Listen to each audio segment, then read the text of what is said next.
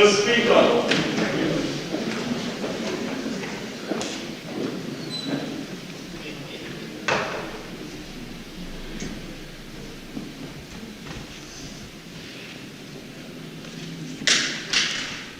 Almighty God, we give thanks to you, the creator of the universe, and humbly beseech you to direct and prosper the deliberations of the members of this house here assembled for the advancement of your glory and the trust and welfare of the people of Trinidad and Tobago.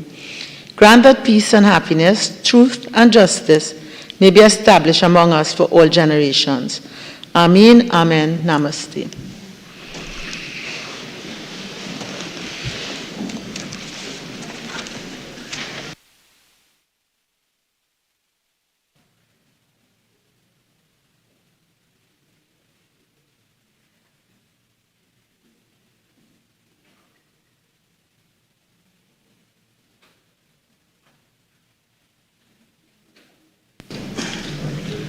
Oath or affirmation. Announcements by the Speaker. Honourable members, I have received communication from Mr. Esmond Ford, MP, member for Tunapuna, who has requested leave of absence from today's sitting of the House. The leave which the member seeks is granted. Papers. Minister of Finance. Madam Speaker, on behalf of the Minister of Finance, I have the honor to lay the following papers. Paper number 2, the annual report and consolidated financial statement of accounts of the Central Bank of Trinidad and Tobago for the financial year ended September 30th, 2021. Paper number 3, the annual report of the Trinidad and Tobago Securities and Exchange Commission for the year ended September 30th, 2020. Thank you, Madam Speaker. Leader of the House. Thank you, Madam Speaker. I have the honor to lay the following paper in the name of the Deputy Speaker. Paper number 1, the 34th Annual Report of the Integrity Commission of Trinidad and Tobago for the year ended December 31st, 2021. Reports from committees. Member for Mayaro. Thank you, Madam Speaker. I have the honor to present the following report. The 5th report of the Public Accounts Enterprise Committee on the examination of the audited financial statements of the National Schools Dietary Services Limited for the financial years 2016 to 2019, and follow up on the implementation of the recommendations of the report of the Auditor General on a special audit of the Schools Nutrition Program managed by NSDLS, second session, 12th Parliament. Thank you. Member for Diego Martin, North East.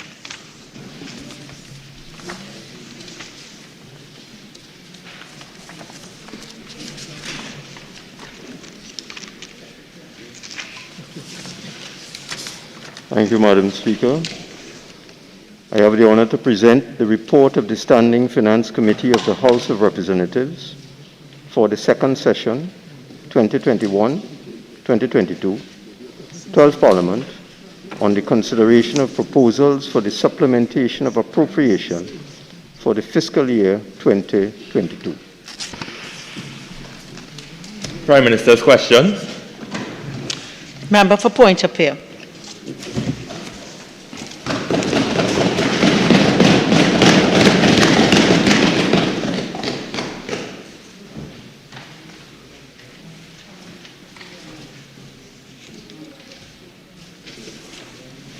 Thank you, Madam Chair. Madam Speaker, Prime Minister, given the recent statement of the Minister of Energy that 4 bidders for the Petrotrin refinery will be given until April to submit revised proposals for the refinery, will the Prime Minister provide this House with an update on the bids for the refinery? Prime Minister. Thank you, Madam Speaker. Madam Speaker, the further proposals of the 4 bidders were received and evaluated. After evaluation, TPHL has identified a preferred bidder and is currently pursuing discussions with this entity. The process is ongoing, and as the member has quite pointedly mentioned, only recently this was stated, Madam Speaker. Thank you, Madam Speaker. Prime Minister, do you have a timeline when this evaluation will be completed? I'm sure the member knows that the answer to that is no, because given the nature of what is happening, one cannot put a timeline on it at this stage, and it being only recent, it is reasonable to assume, as the work is ongoing, that a timeline as to when it will be concluded is not really useful at this stage, and I'm not going to guess on that. Member for Point of View. Thank you, Madam Speaker. Prime Minister, given that these evaluations have been around for a while, I would have thought that, that some completion or finality would have come to the country in respect to the refinery.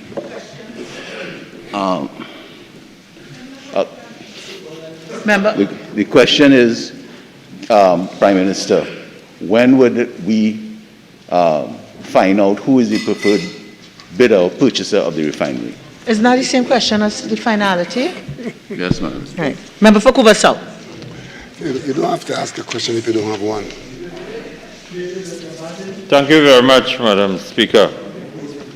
Prime Minister, will the Prime Minister inform this House if the Trinity Mall, which the state has current control of, has been sold, and if so, to whom? Prime Minister. Madam Speaker, the numerous statements made by the Minister of Finance from day 1, day 2, day 100 should indicate to every member of this Parliament that the Trinity Mall is not under the control of the government. And for the member to come here and file a question implying or stating that Trinity Mall is under the control of the government is mischief. Madam Speaker, Trinity Mall, which is under the control of the liquidator of CL Financial through Home Construction Limited, a subsidiary of CL Financial, and therefore not under the control of the state, has not even been advertised for sale as yet, far less sold. The member is engaging in pure mischief and a waste of Parliament time. Madam Speaker, with respect to the work of the liquidator obtained external stakeholders' approval for sale. The liquidator sought sanction from court with respect to the sale of Trinity Mall. The court granted the order. The liquidator held meetings with HCL regarding the divestment strategy. The agent has provided draft sales documentation to the liquidator for review and consideration. The sale process will be imminently launched, Madam Speaker, and that is, as I am told, the work of the liquidator. Member for Naparima. Thank you, Madam Speaker. What? Continue. Me? All right. Question 3 to the Prime Minister. Will the Prime Minister inform the House what tangible benefits, if any, would have accrued to the country from his last visit to the United States? Prime Minister.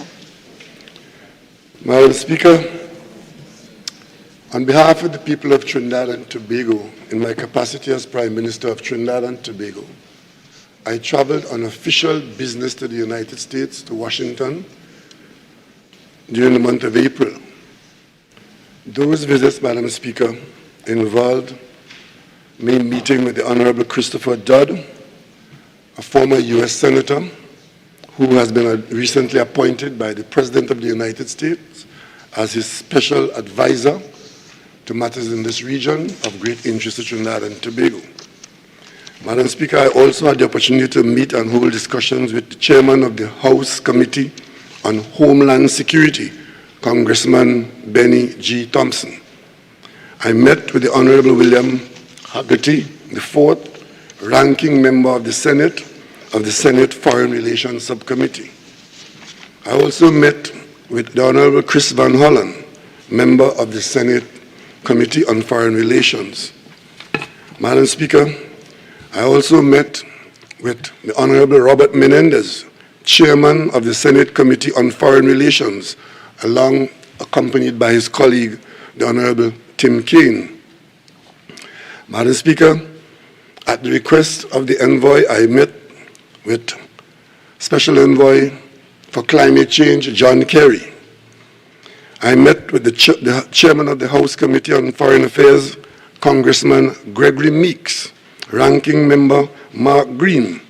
Madam Speaker, you may recall that in our desperate days of looking for vaccine, it was Chairman Meeks who intervened on behalf of Trinidad and Tobago along with his colleagues. I met with the Assistant Secretary for International Affairs of the United States Energy Department, Madam Speaker, and I met with Mr. James Clyburn and the Speaker Nancy Pelosi, Speaker of the United States Congress, Jim Clyburn being the Parliament Chief Whip. And of course, Madam Speaker, you know these names. Mr. Prime Minister, the question asks for tangible benefits. Could you indicate how many jobs accrued to Trinidad and Tobago from your various discussions? Madam Speaker, if we have an opposition in Trinidad and Tobago who cannot extract from those meetings that there's benefit to be had and interest to be served on behalf of the people of Trinidad and Tobago, you're on your own with that. We can't.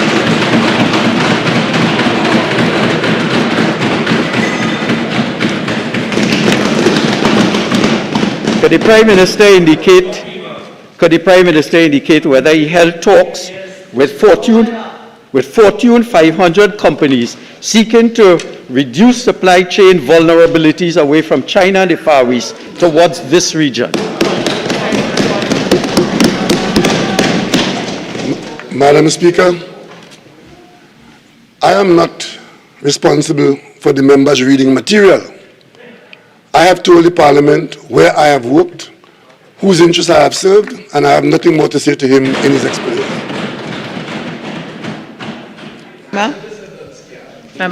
Is the Prime Minister therefore confessing that he met and didn't produce tangible benefits in terms of jobs and new industries to our country? Madam Speaker, my colleagues can please themselves with that folly. But I'm sure, Madam Speaker, that they would have been better off spending time asking me how we managed to get back $921 million from OAS. But they're not interested in that. When you and your government traveled all over the world and couldn't report a single thing, today the people of Trinidad and Tobago have a government that is seeking its interests, and the halls where decisions are made by those who are making it, and you wouldn't understand that. You wouldn't understand that. I am meeting with U.S. decision makers, and you asking me how many jobs. Madam Speaker, this is not a kindergarten. This is the Parliament of Trinidad and Tobago. And if you were interested in jobs, you would never have allowed your friends to have raped the treasury the way they have. Prime Minister, time is spent.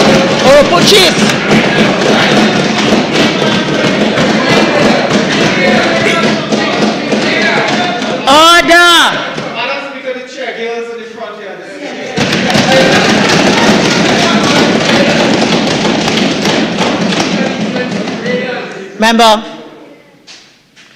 Member for Oropuch East, the gender reference. I'm sure it wasn't intended. I'll ask you to withdraw that and you can ask your question.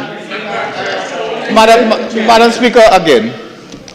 Thank you, Madam Speaker, I withdraw that statement.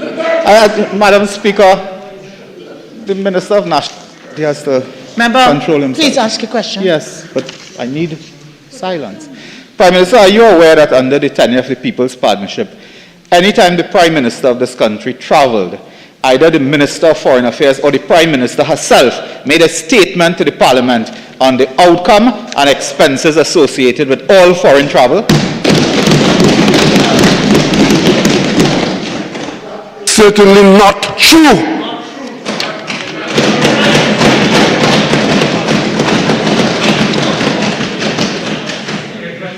Member for Naparima, we now on to question number 4.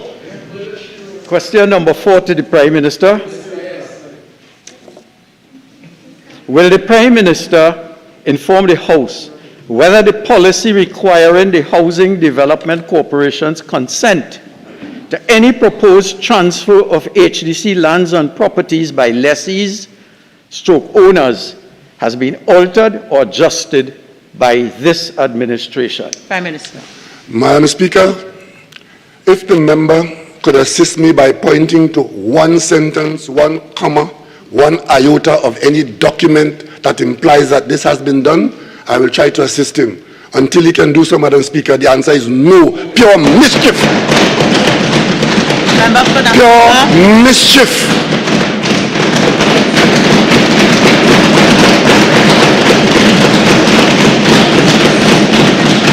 Member for Naparima.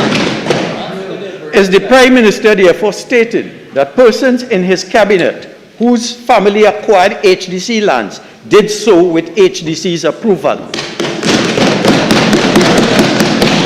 Madam Speaker, I see the fishing line. I know the fisherman. I do not know what he's talking about. He's on a fishing expedition, Madam Speaker, and that question, the answer is no. I know of no person. And Madam Speaker, implying that we have changed the policy for any such thing to happen, once again, Madam Speaker, it is not true. It is mischief. We have changed no policy. Member for Naparima. Minister, therefore exonerating, when you are exonerating your fellow cabinet minister who acquired property under the policy which you have said has not changed. Member, that is out of order in accordance with the standing orders. Okay, I will not allow that question. You have another question? Member for Cuba South. Thank you very much, Madam Speaker.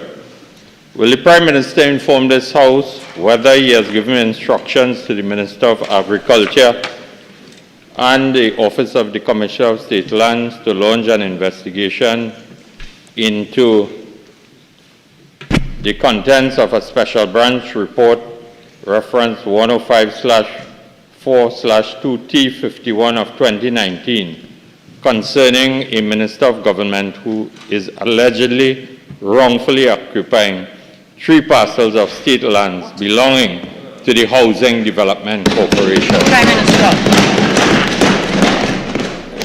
Madam Speaker, my colleagues engaging in what is called doubling down, to come here and ask me about allegedly, after the person against whom you've made the accusation have provided a strong denial and document to prove that you are wrong, again, is pure mischief.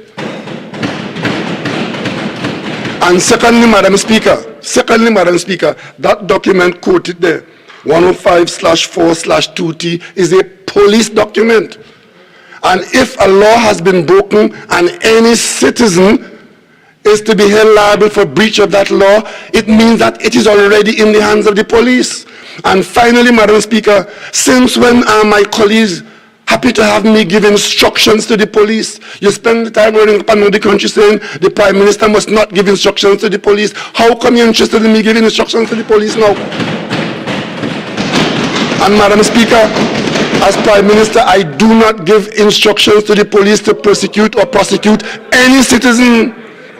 If you think that prosecution is warranted here, it is in the police hand. Let's see what the police will do. Member for Cuba South. Thank you very much.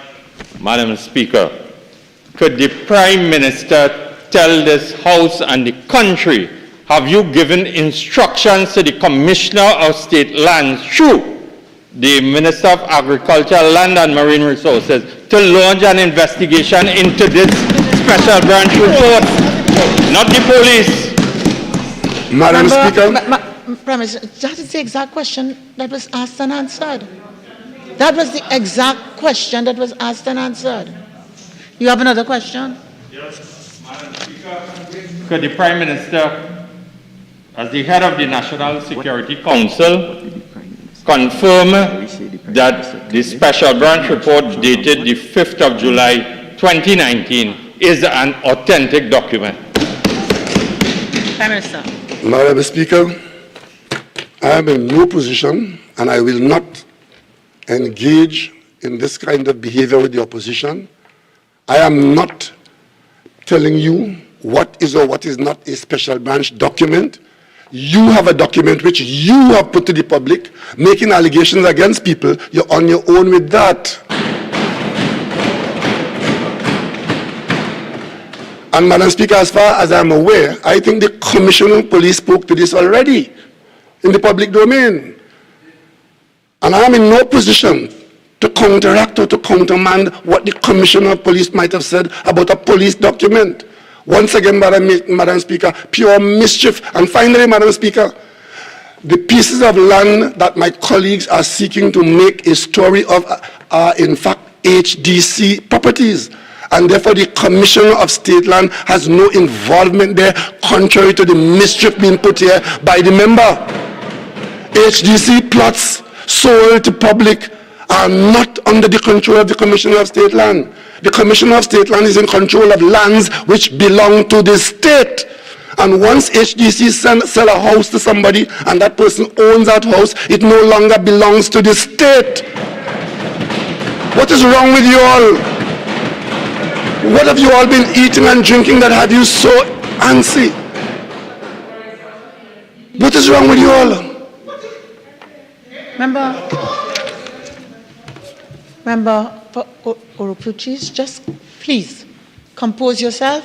You'll have an opportunity to ask a question if you wish. Member for Cuba South. Madam Speaker, I want to tell the Prime Minister here this evening. You can't tell me nothing. You have to tell me nothing. Well, do your job. Question time, you're going to ask a question, please. Okay? Nothing is wrong with the opposition. The opposition will ask the question. Member for Cuba South. And Member for Cuba South. It is to ask a question. If not, we go on to question 6. I am in the process. No, you're going to ask a question. Okay? I will ask the question. Yes. Prime Minister. Yes, sir. As the head of the National Security Council, can you tell this House and country if you no longer have confidence in reports produced by the Special Branch Unit of the Police Service of Trinidad and Tobago? Prime Minister.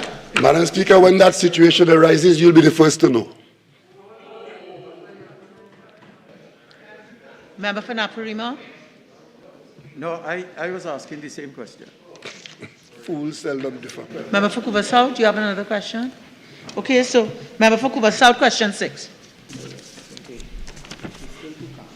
Madam Speaker, given the work currently being done by the Cabinet Subcommittee on Majority-Owned TSTT, will the Prime Minister inform this House if TSTT has retrenched any of its managerial and security staff? Prime Minister. Madam Speaker, the conflating of these two issues, not helpful, because we made it very clear as to what the role of that committee was to do.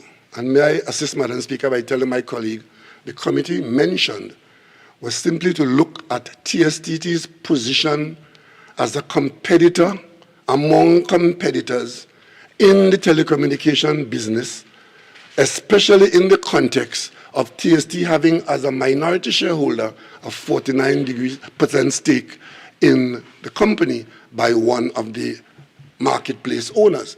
So, Madam Speaker, that has nothing to do with retrenchment of staff. And if, in fact, the company is restructuring itself, that is not the remit of the committee, Madam Speaker. Member for Cuba South. Madam Speaker, could the Prime Minister inform this House when the work of this Cabinet Subcommittee as it relates to TSTT will be completed? Madam Speaker, the committee has been given appropriate time, and we await the response from the committee, which I guarantee you, Madam Speaker, will eventually come to the Cabinet, and the Cabinet will adjudicate upon it. It is for the Cabinet's purpose in terms of determining TSTT's role in the competitive business of telecommunications. Cuba South. Prime Minister, as the head of the government of Trinidad and Tobago, can you confirm or deny if TSTT has indeed issued letters of termination to managerial and security staff. I do not have that information, Madam Speaker, and therefore I'm not in a position to advise my colleague on it. I don't have that information. Member for Vancouver South. Thank you, Madam Speaker. In light of the recent declaration by the Acting Commissioner of Police that he has no control over the use of grabbers and jammers technology, which was designed to fight the use of cell phones within the prison, will the Prime Minister inform this House if this technology is currently functioning? Prime Minister. Madam Speaker, clearly that's a matter of national security. And I noticed a trend developing in this chamber. The last time I was here, Madam Speaker, one member actually asked the National Security Minister to tell her where cameras were not working. And this one is asking to tell whether this system is working in the prison. Madam Speaker, that answering that as asked, Madam Speaker, is simply to assist criminals. Member for Naparima. In response to the Prime Minister's question, is the Prime Minister comfortable with the fact that the Acting Commissioner of Prisons has no input, control, access to the grabbers and jabbers technology in his area of remit? Madam Speaker, once again, it is made out as though it is something wrong here. Madam Speaker, what has happened when that was put in the prison? In order to protect the system and to allow it to function in the way it is meant to function, that system of monitoring the prison's use of telephony and telecommunications in the prison is put under the control of another arm of the state. And Madam Speaker, there's no discomfort about that. Member for Vancouver South. Thank you very much, Madam Speaker. Prime Minister, given the spate of murders in Trinidad and Tobago and murders we have been told that are based on calls made from the prison service within the walls of the prisons of Trinidad and Tobago, could you assure law-abiding citizens of Trinidad and Tobago indeed the grabbers and jammers technology is functioning? Member, I believe that is the question that was asked. This, in substance, that's the same question. Member for Naparima.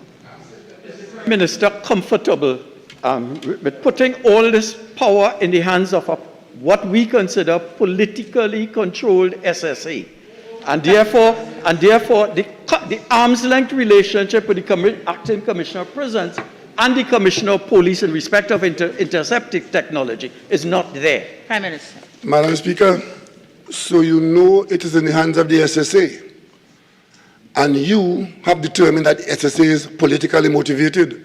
Your mischief knows no bounds. Member for Naparima. Member for Naparima.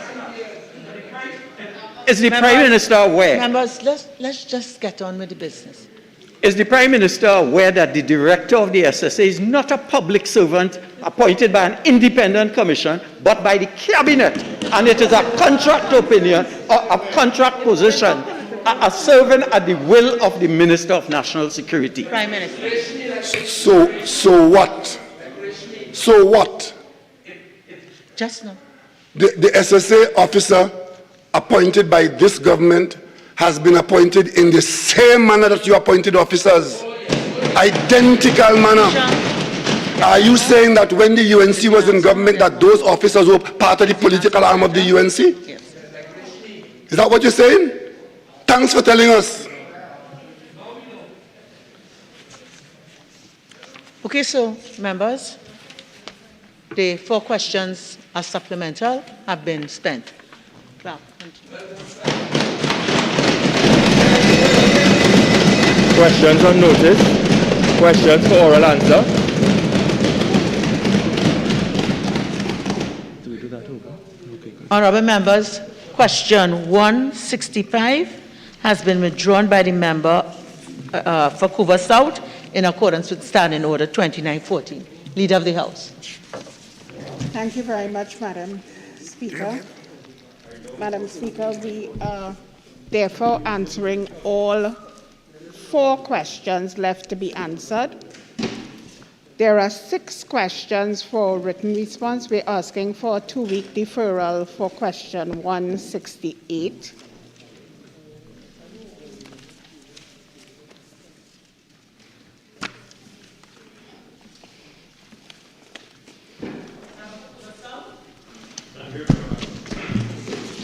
Madam Speaker, question 164 to the Minister of Finance.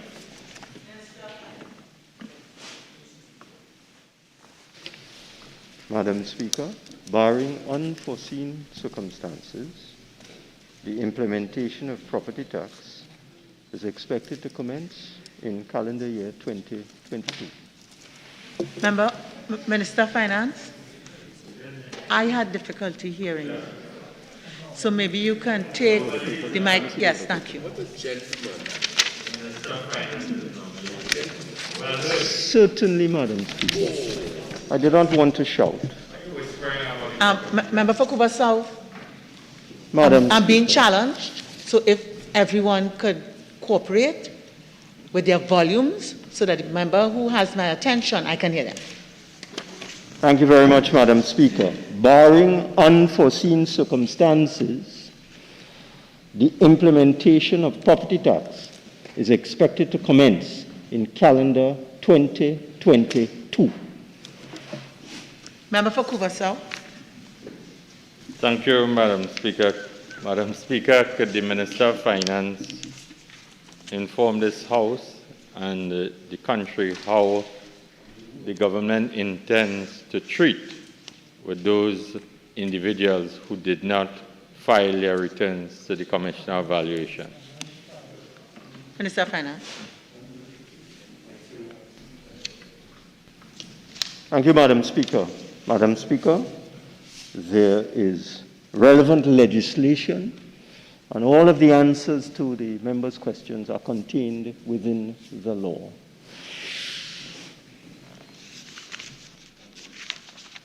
Member for Cuba South.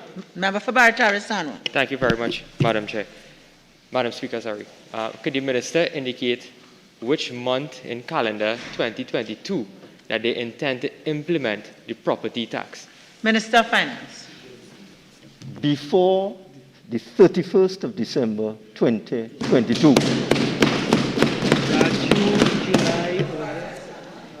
Is the government giving any consideration to persons who have not completed their property tax form to waive the $5,000 fine that the state is entitled to impose on those persons?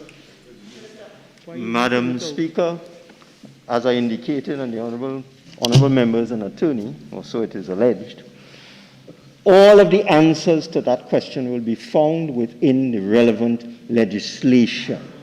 Whether the state can waive the fine or not, all of the answers will be found by an interpretation of the statute by the honourable member. Member for Point of View. Minister of Finance, could you state if the property tax, when implemented before the 31st of December 2022, will include both residential and commercial? Minister of Finance.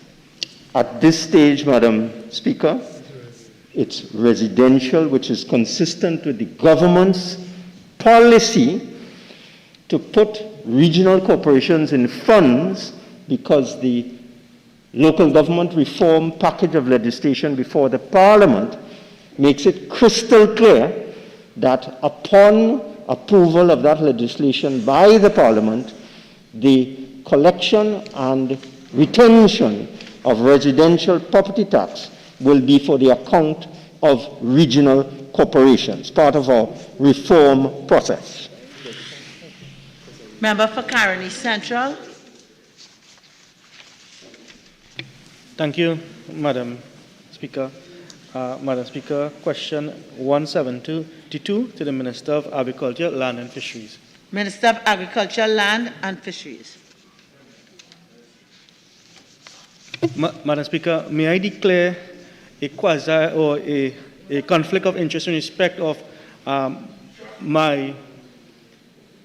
You're declaring an interest? Yes, please, in respect of this question, it is a hybrid, if you want to so call it, in respect of my constituency office and in respect of my law practice, please. But there are persons asking this question. This is question 172. That is correct, please. Minister of Agriculture, Land and Fisheries. Madam Speaker, a total of 8,855 former employees of the Caroni 1975 Limited were entitled to a residential service lot as part of the VSEP packages offered. To date, 5,037 beneficiaries have been allocated to various estates and are at different stages in the process of receiving their leases. From this figure, 4,764 leases have been executed. However, 44 of these leases are at Caroni, awaiting collection. 273 beneficiaries have not yet completed the process at Caroni or are awaiting letters of administration. The number of persons who remain outstanding for residential leases is 3,818. With respect to the agricultural leases, a total of 7,246 persons were entitled to these parcels of land. From this figure, 127 persons have reached an agreement with the state and were compensated for their land. The majority of the remaining 7,119 agricultural leases have been completed, and the number of agricultural leases outstanding is 577. Madam Speaker, some of the main reasons hindering the completion of the agricultural leases include, but are not limited to, the following: incorrect contact information for former Caroni VSEP workers, issues relating to estates of deceased former Caroni VSEP workers, persons missing, imprisoned, awaiting additional information from former Caroni VSEP workers.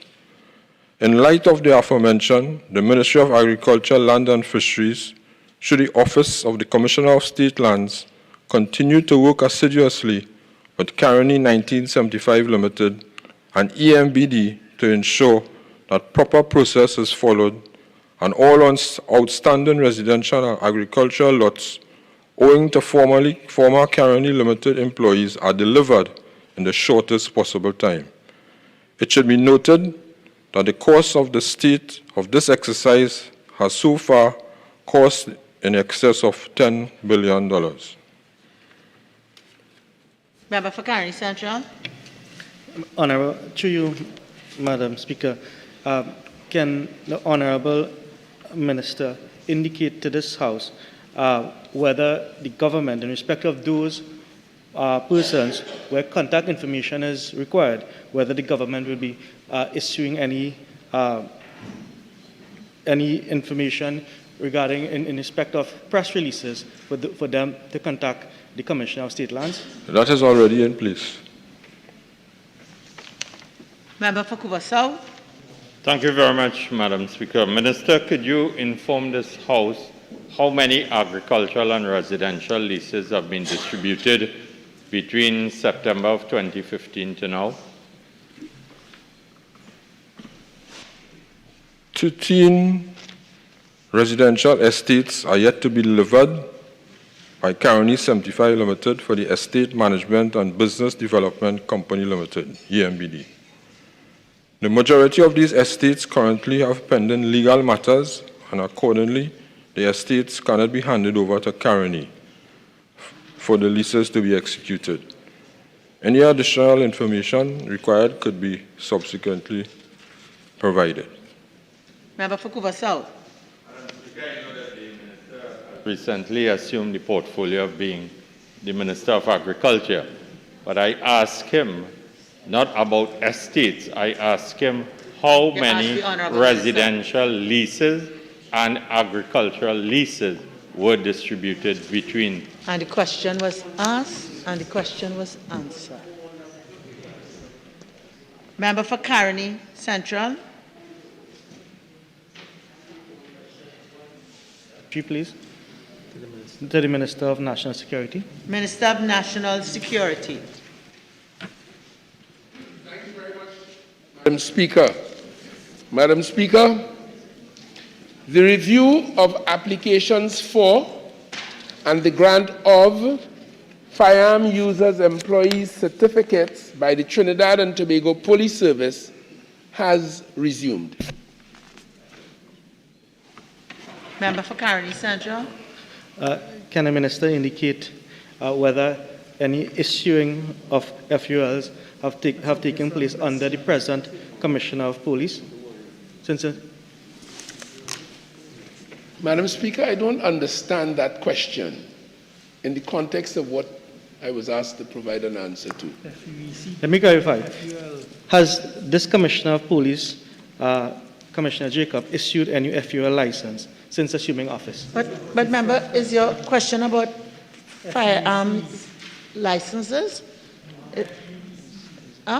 So that does not arise under the question as asked and answered. Can the Honourable Minister Central. indicate what is the Trinidad and Tobago Police Service doing to address the backlog of user certificate presently? Remember, that doesn't arise either from the question asked or answered. The question is answered, that question does not arise. Minister of National Security. Member for Caroni Central. Thank you, please. Question 174 to the Minister of National Security. Minister of National Security. Thank you warmly, Madam Speaker. Madam Speaker, charges have been laid against Adrian Schoon, Mr. Shahid Abdullah, and 97 other persons for breaches of the public health regulations in existence in Trinidad and Tobago. The charges included gathering in a public place in excess of 10 persons, operating a party boat, and holding a public party. Several of these matters are currently before the magistrates' courts of Trinidad and Tobago, and therefore any further elucidation thereon runs the risk of being sub judice.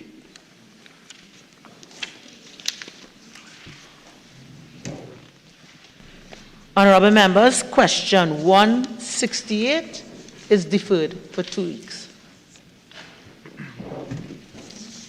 Introduction of bills.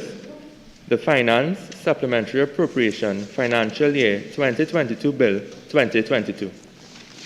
The Minister of Finance.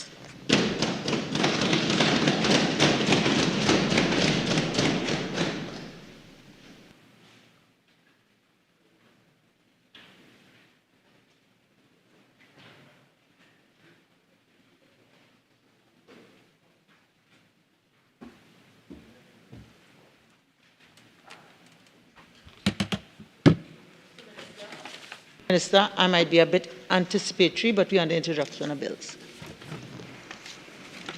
I just decided to move here, Madam Speaker, with your permission. In accordance with Standing Order 64-1B, I beg to move that the next stage of the Finance Supplementary Appropriation Financial Year 2022 Bill 2022 be taken later in the proceedings. Honourable members, the question is that the next stage of the Finance Supplementary Appropriation Financial Year 2022 Bill 2022 be taken later in the proceedings. All in favour say aye.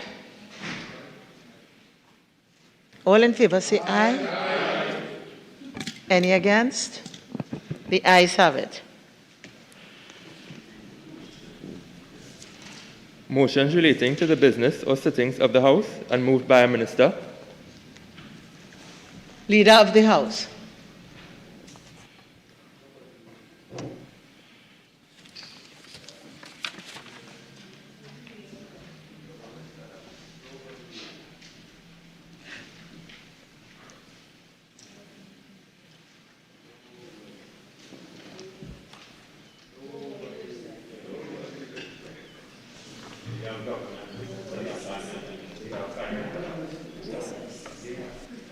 Yes, Madam Speaker, on behalf of the substantive, Madam Speaker, with regard to the resolution of the House moved on Wednesday, March 23rd, 2022, to amend the speaking time during the period of COVID-19 pandemic, I beg to move that in accordance with Standing Order 45.1 for the debate on motion to adopt the Standing Finance Committee second session 12th Parliament and the Appropriation, Supplementary Appropriation Financial Year 2022 Bill 2022, only that the speaking time be as follows. 1. The Minister of Finance, unlimited. First responder, equivalent time utilized by the Minister of Finance. 3. All other speakers, 45 minutes. And the mover in reply, 45 minutes, all with no extension. Honourable members, the question is that for the debate on the motion to adopt the Standing Finance Committee second session 12th Parliament and the Appropriation, Supplementary Appropriation Financial Year 2022 Bill 2022 only, that the speaking time be as follows. The Minister of Finance, unlimited. The first responder, given equivalent time utilized by the Minister of Finance. All other speakers, 45 minutes, and the mover in reply, 45 minutes, all with no extensions. All in favor say aye. Aye. Any against? Madam I Chair, think we yes. object. We object, Madam Chair. That was not the agreement that we had with the Leader of Government Business. She had texted me. The agreement was 45 for the mover and the first responder and 30 minutes after. I have that in writing, Madam Speaker.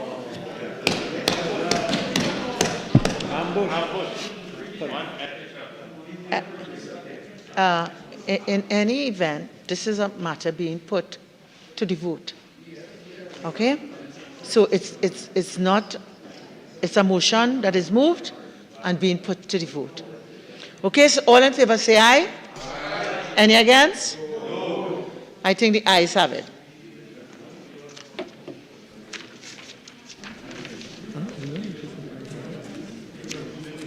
Public business, government business, motions. The Minister of Finance. Madam Speaker, if I may.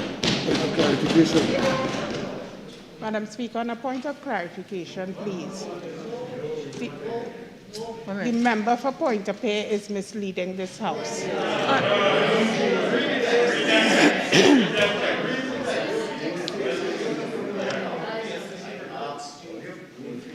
Read the text. Madam Speaker, on Friday,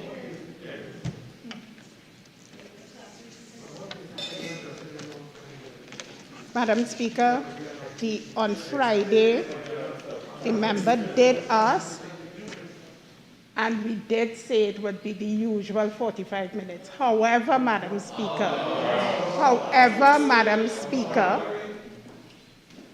today, it was determined that because we have returned to the normal way of doing the debate, we would in fact use the time that is in the standing orders.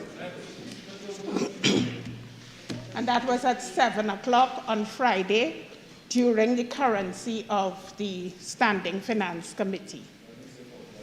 Madam Speaker, I'd like to just ask, please. All right, so members. No, you cannot allow her to speak and then she cannot respond.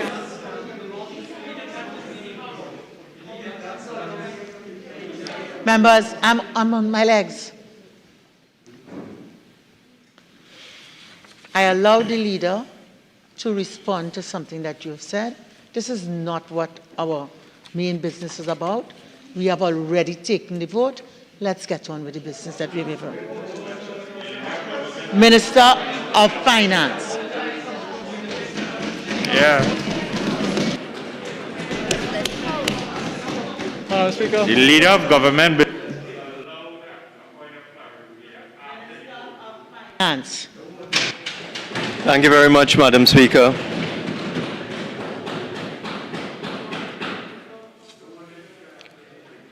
Madam Speaker, before I begin, could I ask you to ask honourable members opposite to lower their voices, please? I beg to move the following motion standing in my name. Be it resolved that this House adopt the report of the Standing Finance Committee of the House of Representatives for the second session 2021-2022, 12th Parliament, on the consideration of proposals for the supplementation of appropriation for the fiscal year 2022.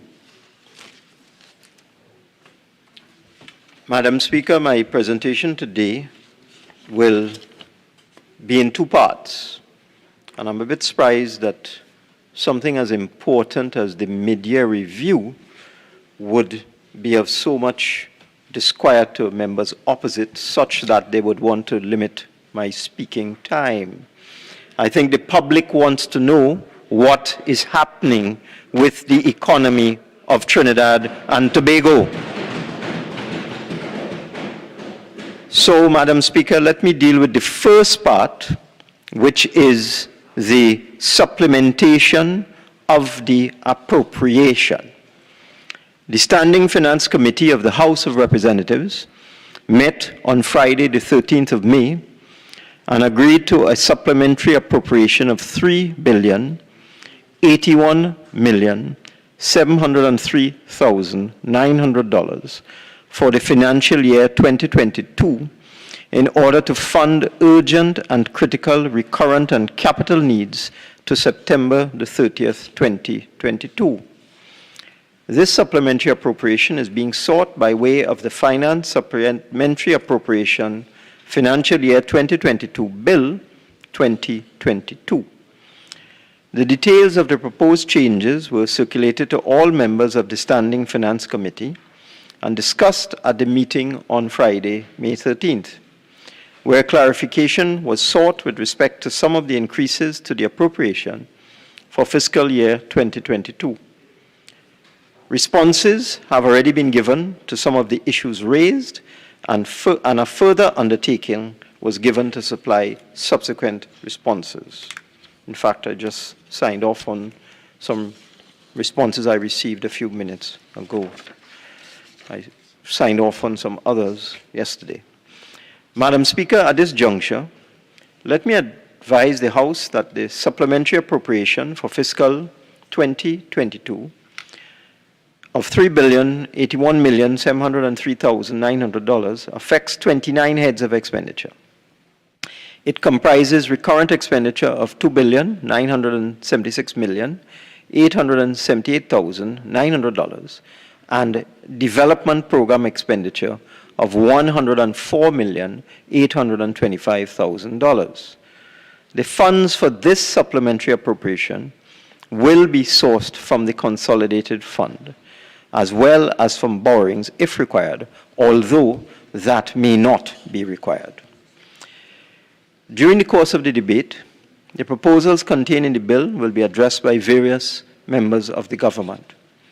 However, to summarize, the supplementary appropriation of $3.08 billion affects the following heads: 03, Judiciary; 04, Industrial Court; 05, Parliament; 06, Service Commission; 08, Election and Boundaries Commission; 09, Tax Appeal Board; 11, Registration, Recognition and Certification Board; 12, Public Service Appeal Board; 13, Office of the Prime Minister; 15, Tobago House of Assembly; 16, Central Administrative Services Tobago; 17, the Personnel Department; 18, Ministry of Finance; 22, Ministry of National Security; 23, Office of the Attorney General and Ministry of Legal Affairs; 26, Ministry of Education; 28, Ministry of Health; 37, Integrity Commission; 39, Ministry of Public Utilities; 40, Ministry of Energy and Energy Industries; 42, Ministry of Rural Development and Local Government. 43, Ministry of Works and Transport. 61, Ministry of Housing and Urban Development. 67, Ministry of Planning and Development. 75, the Equal Opportunity Tribunal. 77, the Ministry of Agriculture, Lands and Fisheries. 78, the Ministry of Social Development and Family Services. 79, the Ministry of Sport and Community Development. And 80, the Ministry of Tourism, Culture and the Arts. In this supplementary appropriation, Madam Speaker, the government has recognized that because of issues with respect to revenue, particularly as a result of the pandemic and the collapse of oil prices several years ago, and also again in 2020, the government has recognized that there are substantial arrears of payments due to a number of suppliers and contractors. So in this supplementation, the government is taking the opportunity to deal with some of the arrears, some of the backlog of bills from suppliers, and so on.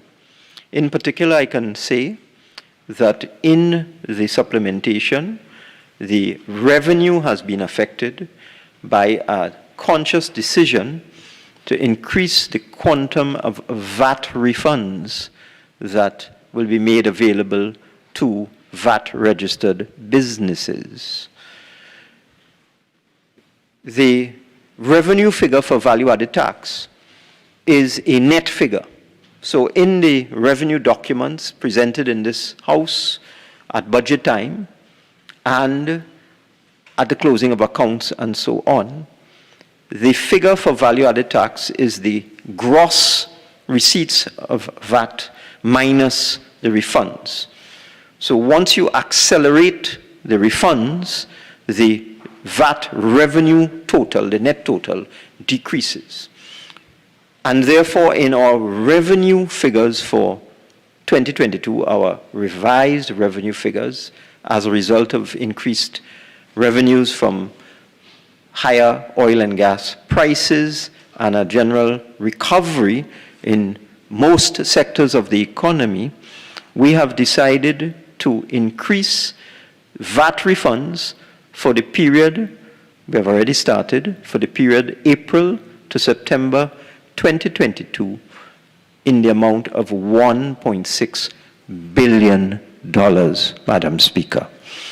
And we think this will go a long way to assisting businesses with cash flow, putting businesses in funds to allow them to continue their operations, to allow them to expand their businesses, to maintain employment, to create jobs, and to stimulate economic activity.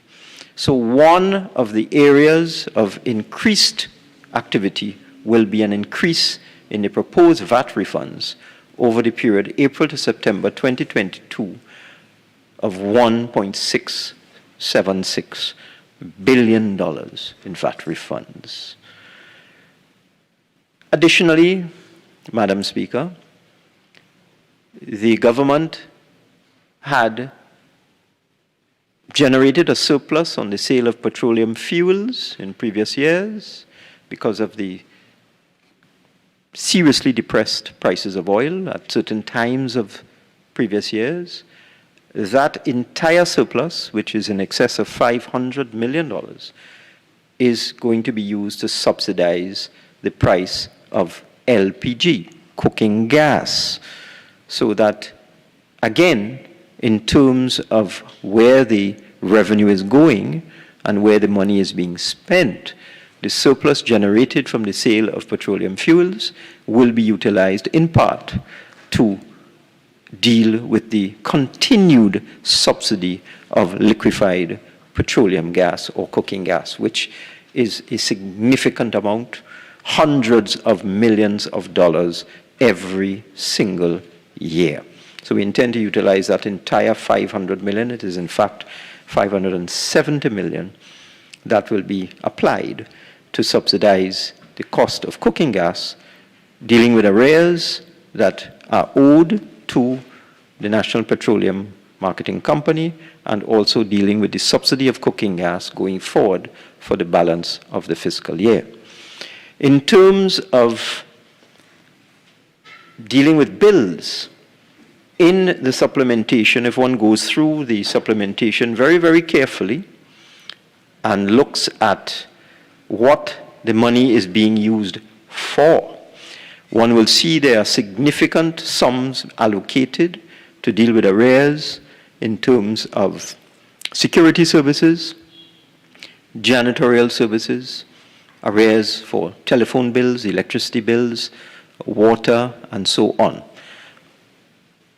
The amount with respect to those arrears is of the order of $600 million. So contained within this $3 billion supplementation is an amount of $600 million to deal with arrears for rent, water, electricity, telephone, janitorial services, and security services. And again, this will go a long way to putting quite a few small businesses in funds and generating the necessary cash flow for them to maintain employment and also grow and generate economic activity. If I now very briefly go through the heads, it's contained in the report of the explanations are contained within the report of the Standing Finance Committee, which all members have received. But if I briefly go through it, we've already dealt with these issues, but I think it's important to let the public know what money is being spent on. So the judiciary, as a result of expansion of its services, requires an additional sum of $30.3 million to facilitate payment to contract officers in this fiscal year. With respect to the industrial court, the total sum of $7.9 million is required to pay traveling and upkeep allowances, to pay arrears to TNTech, TSTT, to pay for rental of accommodation, to pay salaries to contract officers, to meet arrears owed to NIPDEC for building management services, to meet the cost of janitorial and security services up to September 30th, 2022.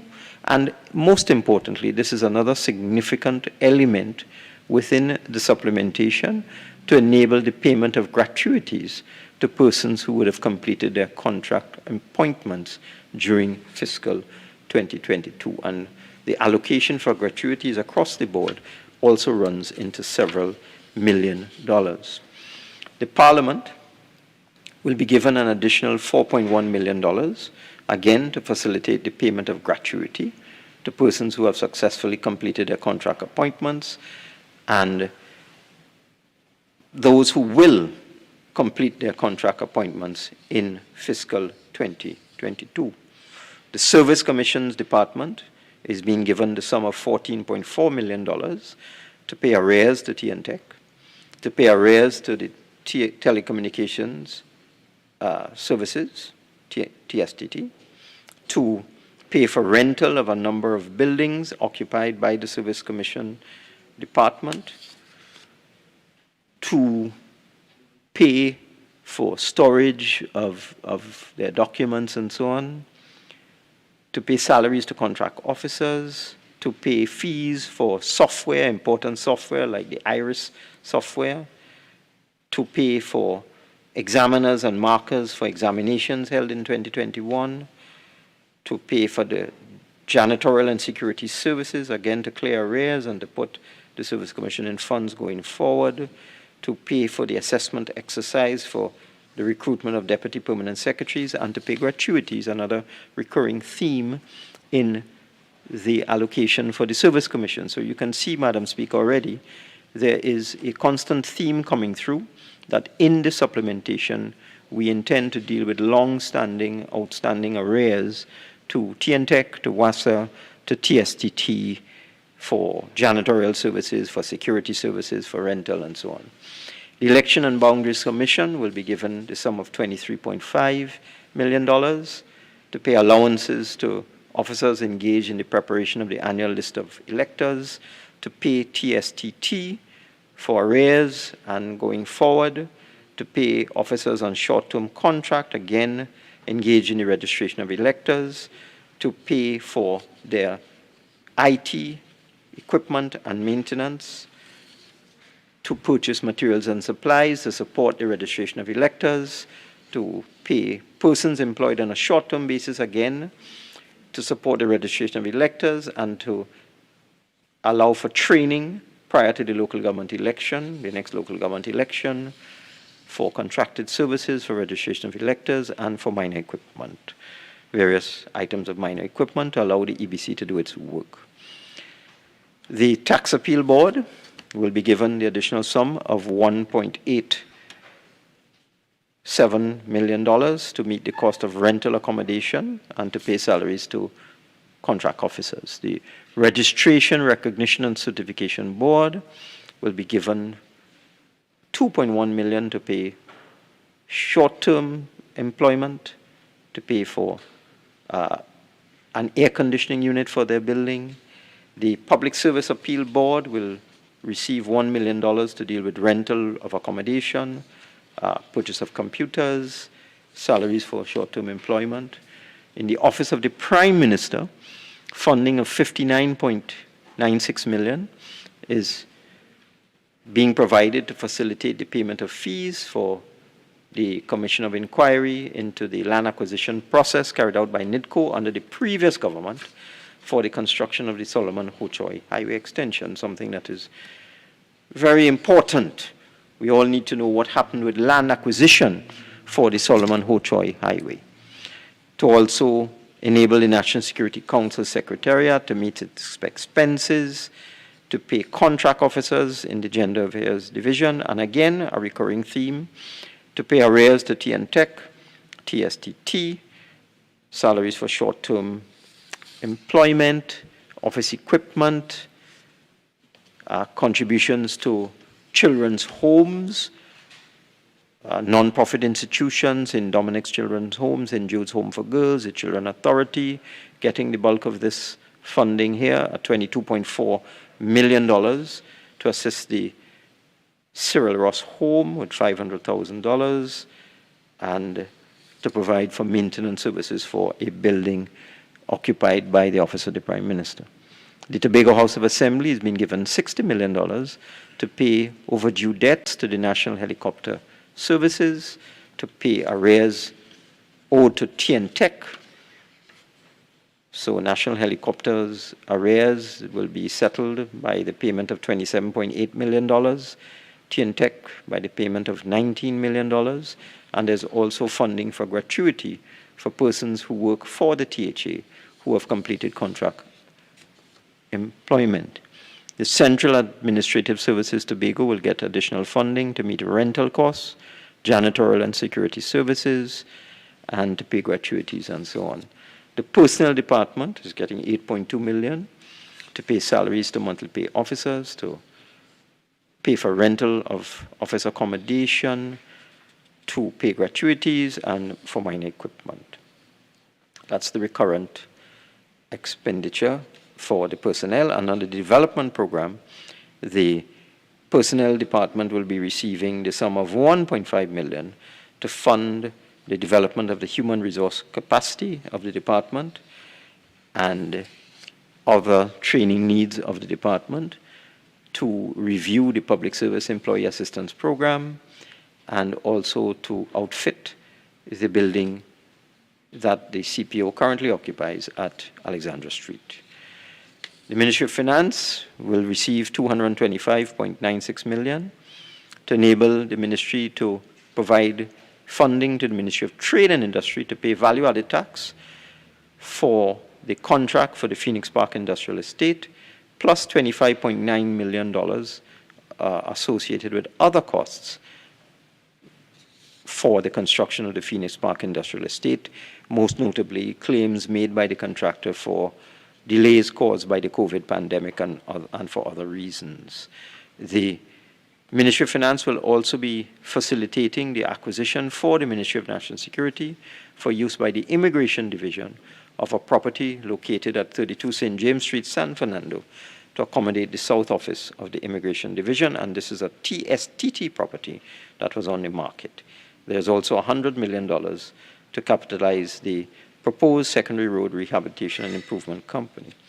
National Security is getting $206.9 million to cover shortfalls in allocations for officers within the fire service and the prison service, to pay allowances to these officers, to pay arrears of traveling and subsistence to officers in the Immigration Division, to pay TNTech, again the recurring theme, and TSTT in the sum of $9 million for TNTech and $14 million for TSTT to facilitate the maintenance and repairs of vehicles for the various elements of the protective services, to fund the transit police unit, to meet again arrears, a recurring theme, owed to MTS, for janitorial services in the amount of $6 million, to meet arrears owed to MTS again for security services in the amount of $19 million, to facilitate the purchase of food for the prisons and the defense force, and also to facilitate the purchase of bulk fuel for all of the vehicles and vessels of the national security system in the amount of $11 million. There's also additional funding for gratuities to contract officers, funding for the Strategic Services Agency for its operations, and also more additional funding to the Transit Police Unit for utilities, fuel, repairs to vehicles and buildings, and so on. The Office of the Attorney General is being given $79 million for the acquisition of polymer certificates. I believe these are birth and death certificates, to pay officers employed on contract arrears of salary due to revised terms and conditions of employment, to pay short-term employment, to meet the payment of fees to attorneys and accountants, and to meet gratuity payments. Under the development program, the Office of the Attorney General is getting a further $16.5 million for their information management system at the Registrar General's Department, dealing with the land registry, companies registry, and so on. The Ministry of Education is receiving additional funding in the sum of $300 million to deal with arrears owed to TNTech and TSTT, again a recurring theme, $9 million for TNTech, $26 million for TSTT, to pay salary to contract officers, to deal with arrears for public transport service corporation payments to providers of school transport. This will deal with that issue, which I have observed has been in the news recently. To pay MTS for the provision of janitorial services, $54 million arrears. Sometimes I don't know how MTS manages. And security services to MTS for $55 million. To pay WASA arrears, $3 million. To pay contributions for CXC examinations, $9.8 million. To pay grants to assisted primary schools. To pay arrears of telephone and WASA bills for assisted primary schools and government secondary schools, $5.7 million.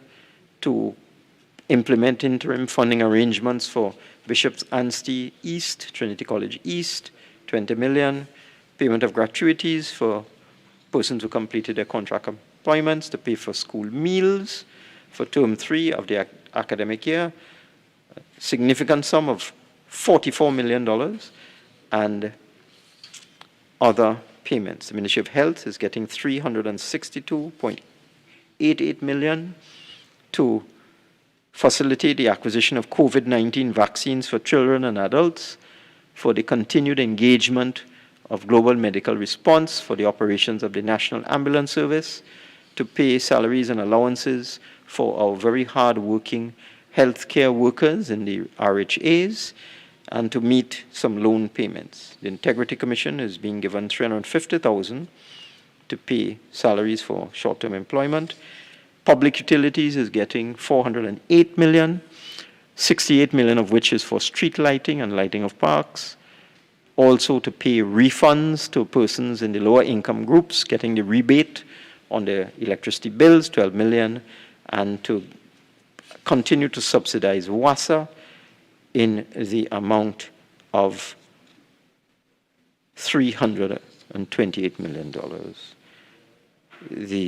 Under the development program, the Ministry of Public Utilities is also getting $59.5 million to improve the transmission infrastructure at the Union Estate Gandhi Village 220 kilovolt double circuit, which was the subject of a recent report.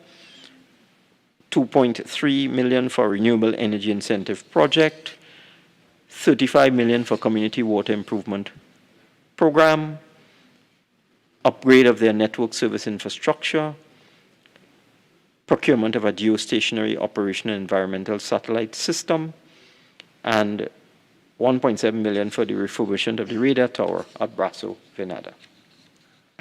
Ministry of Energy is being given an interim amount of $300 million to deal with the shortfall in subsidy with respect to the sale of petroleum products, and this will be supplemented as and when required. The Ministry of Rural Development and Local Government is getting $95.3 million to deal with the implementation of the Procurement Act, the digitization of the ministry's records, to facilitate the purchase of materials for the National Cleanup Campaign, additional funding for CPEP, and also additional funding for the 14 corporations in the amount of $40.64 million for various recurrent expenditure. The Ministry of Works is getting $97 million to pay contractors for works completed in fiscal 21, for rental of equipment for desilting of water courses, and also subsidizing the Airports Authority, which has been affected by COVID and is not earning the kind of money it used to from landing fees and so on, in the amount of $66 million. Ministry of Housing is getting $76.3 million to pay contractors for the provision of waste disposal, building maintenance, janitorial services, and to pay some loan service payments that will become due. Under the development program, the Ministry of Housing is also getting $27 million, $12 million for the rehabilitation and maintenance of HCC rental apartments, $4 million for housing grants, and $11 million for the development of residential lots in the Petrotrin program. The Ministry of Planning is also getting $9 million for the payment of arrears of salary and allowances to employees of the Environmental Management Authority in accordance with an industrial court judgment. The Equal Opportunity Tribunal is getting $2.4 million to pay salaries, acting allowances, security services, gratuities, and so on. The Ministry of Agriculture is getting an additional $120 million to pay salaries and allowances in various divisions: animal production, health, agriculture surveys, mapping, forestry, to assist with payment of salaries for the Caribbean Fisheries Institute, Caribbean Agriculture Research and Development Institute, Sugarcane Feed Center, to pay additional incentives to farmers, $7.7 million, and to make a loan payment on a EMBD loan to settle a judgment debt that was created in 2021, I believe. Ministry of Social Development is getting an additional $390 million to facilitate payment of senior citizens grant. And I may say, Madam Speaker, this senior citizens grant payment, people don't know the amount of money spent. It is upwards of $3 billion a year, probably closer to $4 or more than $4 billion a year. The Ministry of Sport, Community Development is getting $67 million to meet gratuity payments and to pay arrears owed to MTS and other service providers in the amount of $62 million. The Ministry of Tourism is getting the sum of $20 million to meet payments on a loan facility. Madam Speaker, that is a very brief summary of what is in the report of the Standing Committee, and I am saying it is brief. Let me deal now with the second part of my presentation, which is dealing with a review of the economy in the first 6-7 months of the year. Now, Madam Speaker, there's been a lot of talk in the public domain, most of it uninformed, and it's really quite a tragedy that there is a lot of information available, publicly available, to persons who wish to comment on the performance of the Trinidad and Tobago economy. I have wondered, I've struggled with this concept as to why, if, for example, the Central Statistical Office, which together with the Ministry of Finance and the Central Bank, signed on to arrangements with the international institutions for the timely production of data and the sharing of data. This country has signed arrangements with the IMF and other international institutions to provide timely statistical data and make it publicly available. And the Central Statistical Office is now routinely publishing detailed information on its website with respect to our gross domestic product and other important statistical data.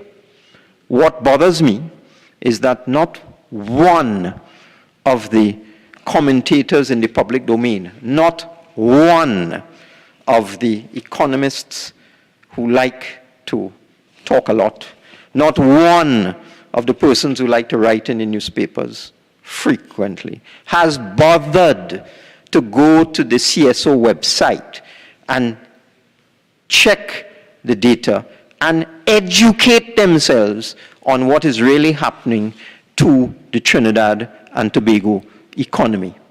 And really that is a tragedy.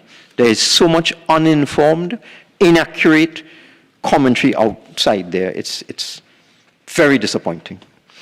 So let me just say, for the benefit of those who care to check it out, you can go on the CSO website right now, and you will see what is called actual data, because we have two types of data in Trinidad and Tobago. We have estimated data, preliminary data it's also called, and we have actual data when the CSO has done its revision, done its reviews, double-checked its information. They then publish figures called actual figures. And if you go on the CSO website right now, you will see the CSO has published actual data for the first 3 quarters of 2021. And I am reliably informed that they will publish actual data for the 4th quarter of 2021 in the very near future. But if you look at what is already outside there, you would see a completely different picture from what we are hearing about and reading in the newspapers. Now, the 2022 budget projected an overall fiscal deficit of 9.095 billion, or 5.81% of GDP. For the purposes of administration of the budget, an overall deficit of 4,754 million was projected for the period 1st of October 2021 to the 31st of March 2022. And that was based on the preliminary data available to the government back in September of 2021. However, I am pleased to report that instead of a deficit of 4,754 million, 4.75 billion, at the end of March, as was expected, based on revenues received and expenditure incurred, the government has actually recorded a surplus of 654 million, some 5,408 million higher than the projected outcome in the first 6 months of the fiscal year. The increase in government revenue for the first 6 months of the year was due to higher than anticipated receipts under taxes on incomes and profits of $3.2 billion, taxes on goods and services, additional $178 million, taxes from international trade, this is customs duty, of $22 million, other taxes, an increase of $15 million, an increase in unemployment fund, which is funded through the oil companies of $122 million, and an increase in the green fund receipts of $207 million. These increases were partially offset by lower than projected receipts from non-tax revenue of $604 million. Now, if we drill into the figures, what we find is that the good performance of taxes on incomes and profits was due to higher than projected receipts collected from other companies, and that category includes the petrochemical companies, which are proving to be a significant, let's call it a life jacket, for Trinidad and Tobago due to the considerably increased prices of petrochemicals.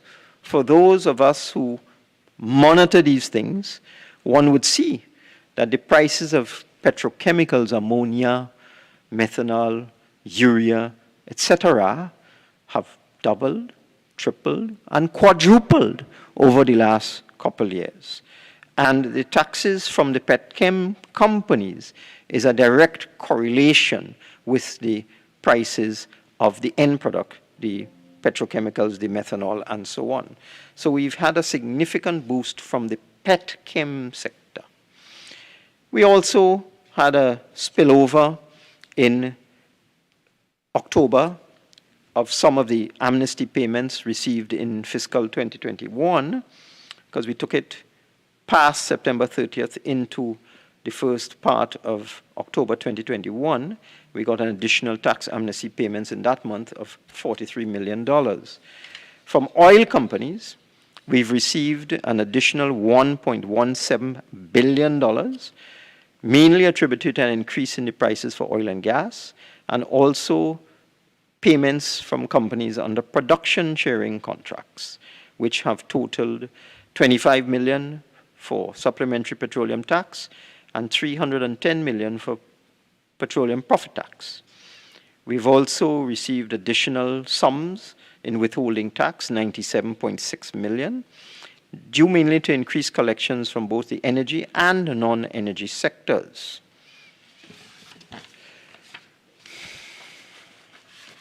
Now, Madam Speaker,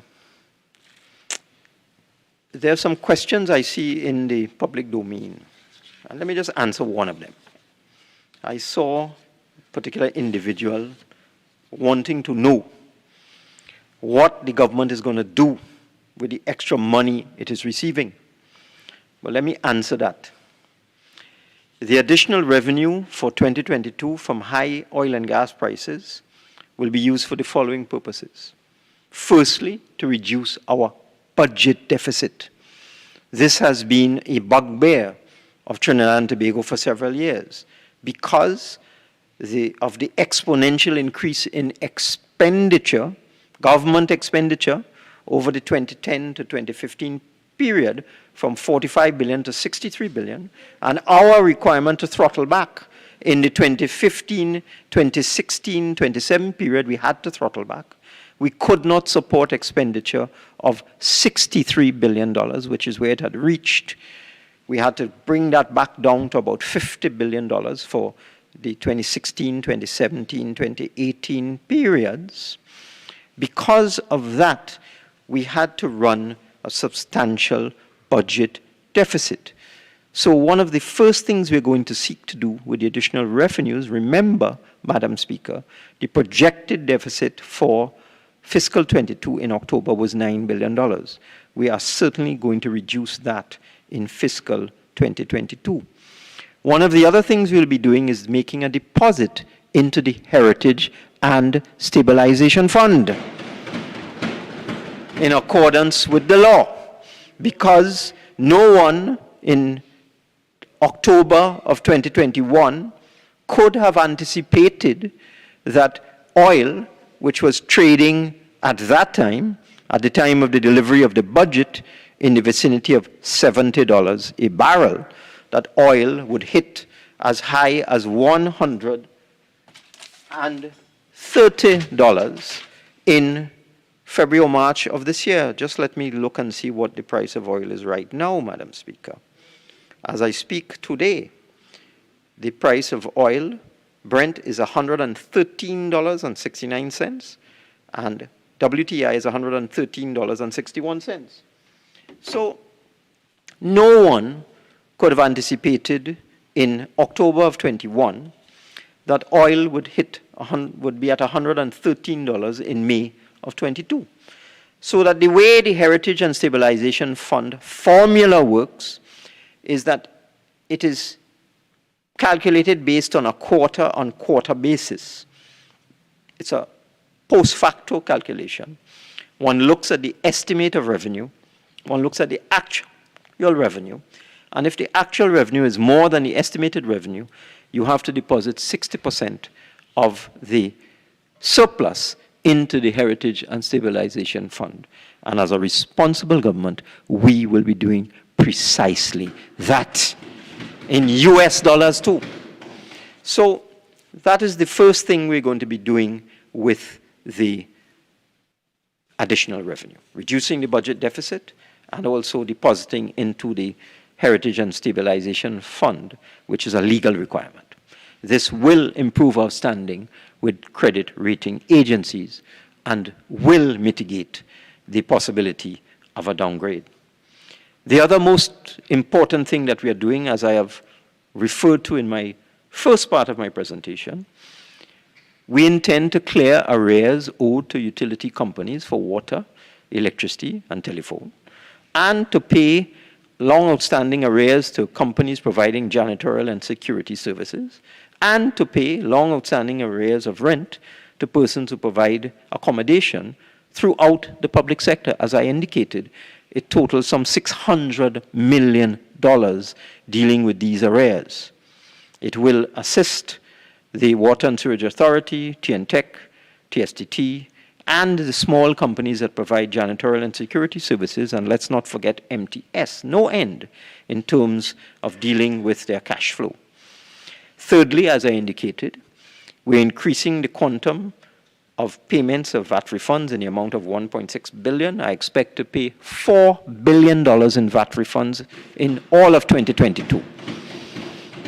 But the additional amount is $1.6 billion. This will help businesses with their cash flow. We also intend to pay outstanding gratuities. There's a complaint among contract workers that quite often they have to wait a long time to get their gratuities at the end of their contract.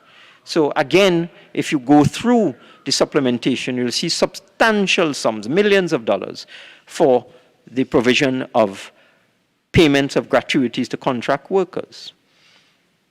Another area will, of course, be payment of arrears owed to suppliers and contractors across the board in the public sector, whether it is for construction contracts, whatever it is. The funding will be used to clear arrears owed to suppliers and contractors. Again, to put them in funds. Another use of the funds is for the increasing demands for social welfare payments, because notwithstanding the best efforts of the Ministry of Social Development, we have an aging population, and therefore the numbers of persons who continuously qualify for senior citizens' pension is increasing. And therefore, to meet the increasing demands for social welfare payments, such as old age pension, the additional funds will go to that. In addition, and I'm happy to announce this, the Chief Personnel Officer is in discussions right now with the major labor organizations, the trade unions, negotiating new collective agreements, and we're trying to bring it up to date to 2020, 2021, and certainly once agreement is reached on increased wages for public servants, the additional funds will be applied to that. So the person who asked the question I'm happy to tell that person that when and if we reach agreement with the unions for increased wages in the public sector, the additional funding from higher oil and gas prices will be used to deal with that settlement. We also will be subsidizing the price of motor fuels and LPG in 2022 to the tune of over $800 million. The additional revenue is going to be used to deal with that. We also intend to finance a major road upgrade and road repair program and a desilting program. The additional funding will be used for that. The funding will also be used to fund the government's affordable housing program. So I can go on and on, Madam Speaker, but I hope this has answered the question as to what the government intends to do with the additional revenue that it gets from oil and gas. It is to deal with the social sector, to deal with long outstanding bills, to pay public servants, to deal with collective agreements, to reduce our budget deficit, to subsidize fuel to the tune of $800 million, and to be able to ramp up our capital program and our infrastructure program. So, before I go on to some other areas, let me now indicate to the Parliament and to the national population some items of good news. You know, Madam Speaker, sometimes I wonder about some of the commentators in Trinidad and Tobago. They never have anything good to say. They always deal with doom and gloom. Even when the sun is shining, they say it's raining. So let me give some good news. Good news, Madam Speaker. Madam Speaker, I would like to speak in silence, please. Madam Speaker. Please continue. Thank you. Madam Speaker, let me first talk about the public debt, because again, the commentators inside and outside speak from a position of misinformation.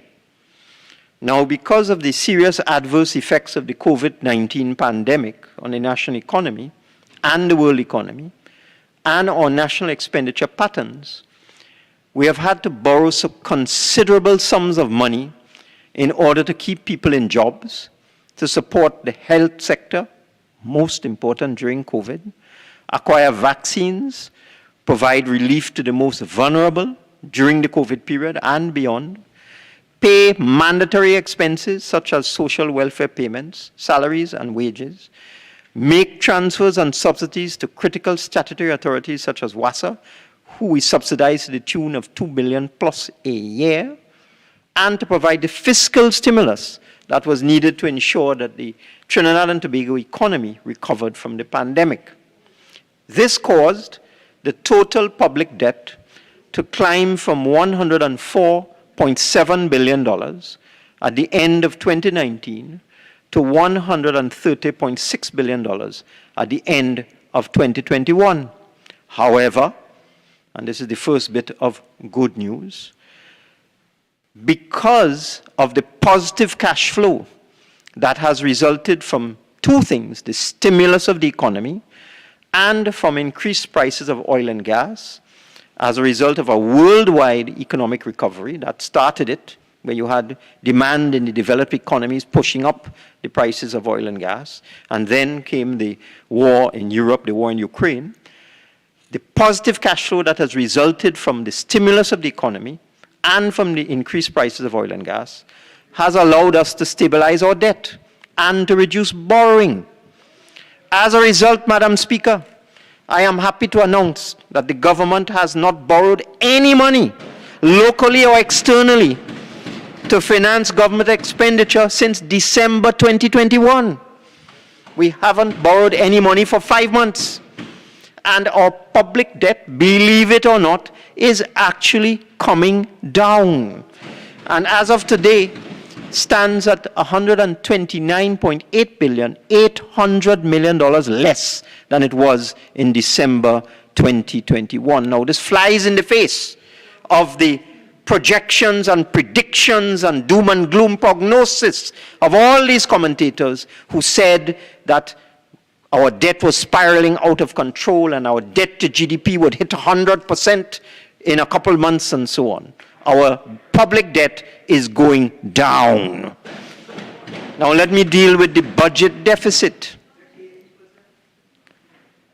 Based on the projected pattern of income and expenditure in fiscal 2022, it was estimated, as I just mentioned, that the fiscal deficit at the end of April 2022 would have been $5.7 billion.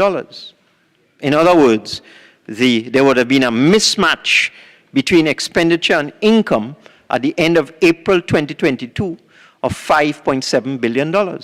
Instead of a deficit of 5.7, because in my earlier presentation I spoke to the surplus at the end of March being about 640 million. I can tell you now that at the end of April, instead of a deficit of 5.7 billion, we have achieved a fiscal surplus of $1.98 billion. And we are therefore on target to achieve a much lower deficit in 2022 than originally expected. Let me speak now about the overdraft level at the central bank. Third bit of good news. In previous years, cash flow had to be managed very tightly since the overdraft in the government's account at the central bank was always perilously close to the limit. I will never forget, in the first week or two of becoming Minister of Finance in 2015, being visited by the then governor of the central bank, who told me that we needed to put, Madam Speaker, why are they behaving like this? Is it that good news, they are allergic to good news? May I speak in silence, Madam Speaker? I want to repeat, I will never forget being visited by the governor of the central bank in 2015 and being told that we needed to put money into the government's account at the central bank, otherwise the bank will have to turn off the tap. And when I asked what does that mean, I was told there was only enough money in the government's account at the central bank in September 2015 to run the country for 3 days. The overdraft limit was almost 100%. Madam Speaker, I'm asking for protection. Let's hear the Minister of Finance, and we'll all join the debate in our respective times to make our own contributions. Continue, Minister. Thank you, Madam Speaker. I know this is upsetting them. So, we came into office finding an overdraft almost 100%. Money for 3 days. And since then, because of the collapse of oil prices in 2016, because the expenditure profile was much more than the income being generated by the government, we've always been perilously close to the overdraft limit.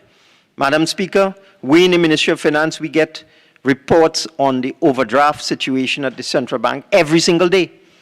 And for months, years, I have always had to have discussions with the senior public servants in the Ministry of Finance about the overdraft, because I would call the permanent secretary and say, are you seeing the overdraft? It's 92%, 93%, 97%. Can we pay wages at the end of the month? And I want to congratulate and thank the public servants in the Ministry of Finance, because even though we were managing an almost impossible situation, we always managed to pay salaries and wages in the public sector with an overdraft running at 80%, 90%, and so on.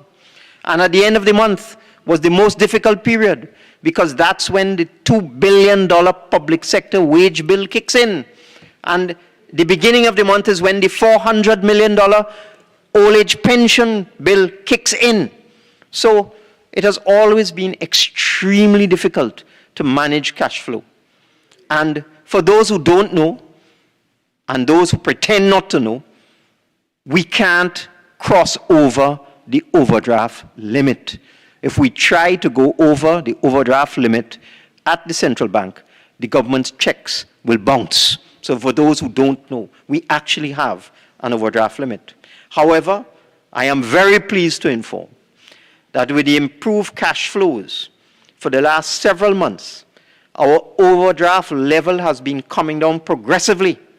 And as of today, the 16th of May, believe it or not, Madam Speaker, our overdraft limit is down to 50%. A level I have not seen for years. 50%. Imagine that, Madam Speaker. We've been trying to manage expenditure with an overdraft of 85%, 95%, having to shut down payments, having to pay only mandatory payments. We now have an overdraft. In fact, this morning it's 49.8%. Now we come to debt to GDP, the fourth bit of good news. Now, at the time of the budget presentation in October 2021, using preliminary data given to us by the CSO, because by then, or at that time, the Central Statistical Office was not yet up to speed in terms of improving the delivery and accuracy and timeliness of data, but it has dramatically improved over the last 6 months or so. So at the time of the budget presentation, preparations which were in August and September, leading to the budget presentation in October, when we printed the budget documents, we estimated our debt to GDP ratio for 2021 to be 87%. And this was calculated, Madam Speaker, on total public debt at the time of $130 billion. Madam Speaker, there's a murmur on the other side. Listen to me. Members, could you all kindly control your volumes? I think we all want to hear the Minister of Finance. And you know, on both sides, please control your volumes. Thank you very much. This is very important information because it defeats the old talk that's out there in the system. So our debt to GDP for 2021 estimated at the time of the budget preparation was 87%. And that was based on public debt of $130 billion and estimated nominal GDP of $151 billion. And that was based on preliminary estimated data from the CSO, which was only good up to the second quarter of 2021. However, as I've indicated, consistent with our commitment to the international agencies to improve the timely publication of data, particularly production data, the CSO recently published on its website the actual GDP data up to the third quarter of 2021. Based on these actual third quarter figures, it has become apparent, and these are actual or real as compared to estimated, based on the actual figures for the third quarter of 2021, our nominal GDP was much higher than originally estimated. It is now confirmed that our GDP for 2021 was not 151 billion. It was 170 billion, Madam Speaker. So with a total debt to GDP of 130.6 billion at the end of 2021, this means that the debt to GDP ratio in 2021 was in fact 77%, not 87%, or 10% less than our previously estimated debt to GDP ratio. But it gets better. The nominal GDP in 2022 has continued to improve because of the increased cash flows. It is now estimated that our GDP is $180 billion, Madam Speaker, which gives our current debt to GDP ratio, as of today, the 16th of May, as 72%, making our debt to GDP ratio 15% less than estimated in the budget documents. Now, this debt to GDP ratio of 72% is extremely manageable. This is one of the best debt to GDP ratios in the world, Madam Speaker, at this point in time. One of the best. If you look at countries across the world, in developing countries, emerging economies, Developed countries, Madam Speaker, all of their debt to GDP ratios are in the vicinity of 100%. If you look within the Caribbean, the debt to GDP ratio of Barbados, for example, is 150%. If you go through the Caribbean and look at all the other islands, it's in the range of 100%, 110%, 120%. We in Trinidad and Tobago now have a debt to GDP ratio of 72%, Madam Speaker. And what this does for us, it gives us far more fiscal space than we had previously had, and gives us far more flexibility to invest in the productive sectors of our economy, to create jobs, to create economic activity, and to maintain social stability, Madam Speaker. So that is the next bit of good news. Let's go to the actual GDP itself. Now, for the benefit of the public, the gross domestic product, or GDP, is the total value of goods and services that a country produces. This is quite different to government revenue. There's often a confusion by persons who are not familiar with these terms as to what is gross domestic product and what is government revenue. But the gross domestic product is the total value of goods and services that a country produces. And it includes the output of the private sector. Based on the COVID-19 fiscal stimulus, and we are definitely seeing, because when I go through the actual numbers and I look at each subsector, manufacturing, retail, etc., not just energy, based on the fiscal stimulus of this government over the last 2 years, and the plans and programs of the Ministry of Finance and the government as a whole, our GDP has bounced back from a low of $140 billion when we were in the throes of the pandemic in 2020. Our GDP had dropped as low as $140 billion. It has bounced back from that figure to $180 billion in 2022, a huge increase of $40 billion. And for the uninformed commentators who just talk without information, this is actually higher. This is the higher GDP level than the pre-pandemic years. Our GDP is now higher than it was in 2018 and in 2019, Madam Speaker. So that is the next bit of good news. And we intend to put this increased GDP to use for the benefit of the people of Trinidad and Tobago. That is your caring People's National Movement government, Madam Speaker. So, if I look, I actually printed out, Madam Speaker, I went on the CSO website and I printed out the details of GDP on the CSO website. This is not my data, this is CSO data, Madam Speaker. And if you look across the board, you look at all the sectors, mining and quarrying, manufacturing, food and beverages, petroleum and chemical products, transport and storage, construction, real estate, professional services, financial services, and so on and so on. If you look at the data that's presented there, you are going to see a recovery in almost every single sector of the economy because of the work of this PNM government, Madam Speaker. So I urge those who like to talk, like to say all kinds of things, go and inform yourself. Go and inform yourself.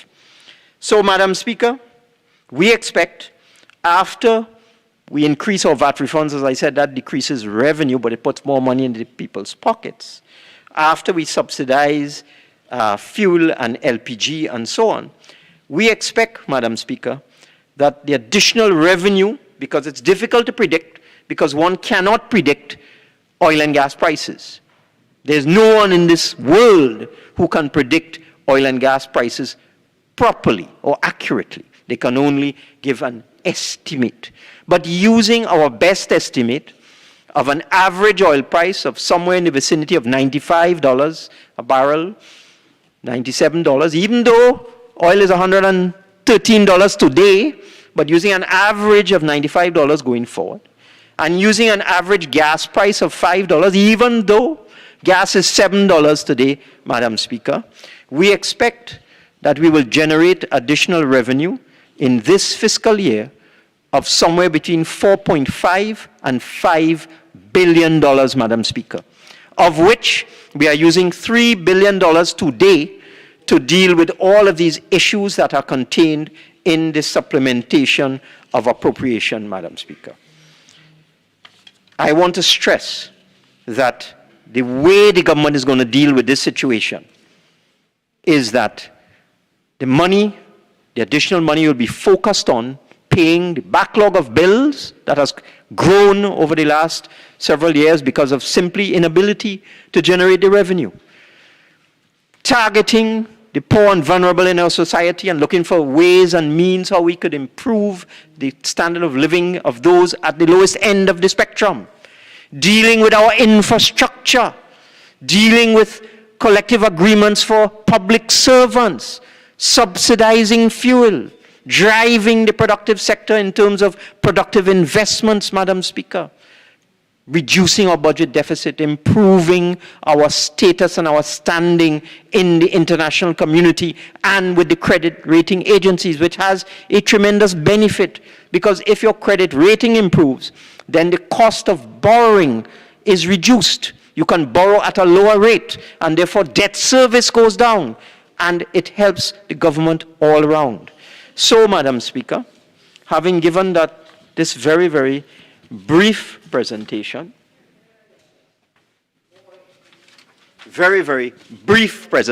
Madam Speaker, I understand members opposite are very unhappy to hear that our debt to GDP ratio is now 72%. That must be upsetting them no end. But, Madam Speaker, having given this very brief presentation on the good news with respect to the economy of Trinidad and Tobago, I beg to move.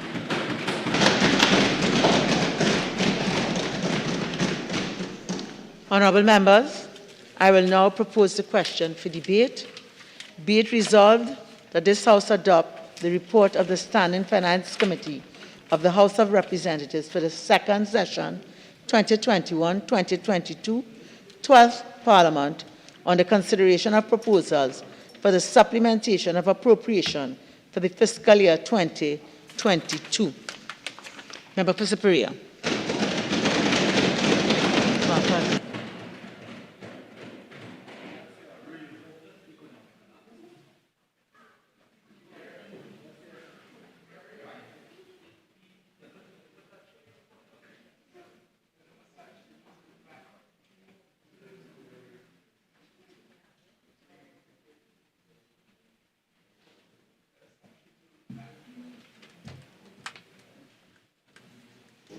Member for Superior, before you start, you have a maximum of 66 minutes.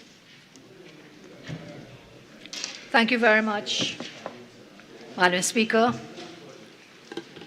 As I join this debate on a motion where the government is seeking to ask Parliament to approve a further over $3 billion for expenditures for the rest of the 5 months of this fiscal year. So in addition to the 52 plus billion that was already appropriated in the budget in October for fiscal 2022, this is an additional $3 billion. And my question is this: what have you done with all that money? What have you done with all these billions of dollars? What do you have to show for expenditures of these massive amounts of money? And you know, Madam, as I listened to the Honourable Minister of Finance, you know you hit rock bottom when the only accomplishment this government could tell us about is that they didn't borrow for the first 5 months of this fiscal year. Big accomplishment, shouting and boasting and celebrating that you were able not to borrow for 5 months. That is your boast, that is your commitment, that is your accomplishment. And that has nothing to do with leadership and performance by that government. All the things the minister is boasting and crowing about, nothing to do with proper management and leadership, because he told us himself, it's from the energy prices. The members who are congregating to the back, please either carry a conversation outside or come to your seats. Proceed, Member for Superior. Thank you, Madam. And so nothing to do with performance and management and so on has to do with the higher energy prices. And now the question is this. After the war in Ukraine, after these prices go back to normal, what will you do? What will you do? Because you have shown no projects, no policy, no strategy, no programs, anything to grow the economy, what you're boasting about high energy prices and what the war in Ukraine has done. And therefore, what does it mean? When that is over, what will you then do? Will you go back to raiding the HSF? Will you go back to borrowing because you have no new projects, no revenue streams, no investments? 7 years. And all your game changers, game over. None of them ever materialize. So when the minister speaks, it's very difficult for us to believe what he tells us. I'm not saying he's dishonest, but I think he's just over-exuberant and very optimistic. Very optimistic and seeks to infuse that into the national population. But I am not convinced. And for the majority of this time the minister took, not even the minister sounded as though he believed what he was saying. Very low tone, very low-keyed, except when he hit the spots of high energy prices and so on. But before I continue, Madam, I just want to say something about what transpired with respect to the speaking time. Here I have in my hand, and listen, you talk for 6 or 7 minutes, I could do that and more. So don't think you blindsided me. Don't think you blindsided us by telling us that we would only have 45 minutes and then come today and say unlimited time. So I'm not afraid. I can talk you any day, any time, any place, anywhere. Anywhere. And so I have here in my hand a print of a WhatsApp message sent by the Honorable Chief Whip, MP David Lee, to the Honorable Leader of Government Business. And he says, hi, this is at 7:27 p.m. on Friday. Monday's debate. What would be the speaking time? The Honorable Leader of Government Business responded, and I quote from the WhatsApp message, the usual 45 minutes for the mover and responder, and 30 minutes for every other speaker, 30 minutes to close. That is at 7:30. So the message went from Chief Whip Lee at 7:27. Response came back at 7:30, and the Chief Whip says, noted. Now, this is a very important point, because when you look at the motion that was moved today to vary the speaking time, when the Honorable Leader of Government Business attempted to tell this House that, look, we've gone back to regular time, and therefore that's why it was determined that this will happen, as the motion was moved for change in speaking time,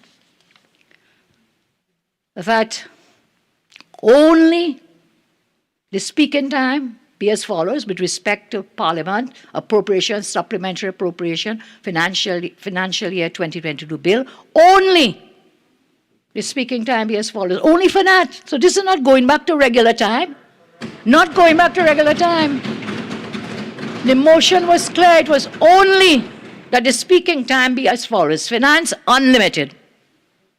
So you attempted in a way to blindside us by giving the wrong information. And therefore you misled this House and misled us. And that when you say you want people to hear and you want to talk as long as you want to talk and unlimited, there's a total bias of what takes place in this House, and I do not cast that onto the Speaker. The government runs or attempts to run this Parliament as if it were Balliget House, but this is not Balliget House. And you know, I am seeing something here. And I can see even in that standing finance committee, we were here for almost 10 hours on Friday, doing the people's business in that SFC on Friday. And you saw a pattern of behavior that was most appalling. And today, when I listen to Prime Minister's question time and the responses, then I can see where they got their behavior on Friday from, is follow the leader, follow the leader, follow the leader. So when we came on Friday, as we are entitled to do, to ask questions, the purpose of that committee, to ask the questions for the people, on behalf of the people. What did we get? We got evasions, distortions, in some cases outright hostility with respect to answering questions, evading the questions, shouting about people. And I saw it again today, as I said. So follow your leader, follow your leader, follow your leader. And refuse to deal with the people's business. I listened with astonishment, both on Friday in the SFC and again today to the Honorable Minister of Finance, seeking to find what is the rationale for asking the Parliament to give you $3-point-something billion more to spend. And then I read the 251 pages of the SFC report, which we received yesterday morning, and then some responses today. This morning for a debate that we have to do this afternoon. And all the queries and questions, there were over 57 areas of where additional information was sought by members on this side. Not for us, but on behalf of the taxpayers and the people of Trinidad and Tobago. And again, as I said, people want to know. In local parlance, we say, where the money gone? Where the $52 billion you were given in October last year, where that gone? And where is this $3-point-something billion? Where are you going to spend it? So we have to ask. So you come and you tell us, we have to pay contractors. The minister talked about it, bills. They have bills to pay, bills to pay, bills to pay. We're going to pay VAT and give VAT refunds.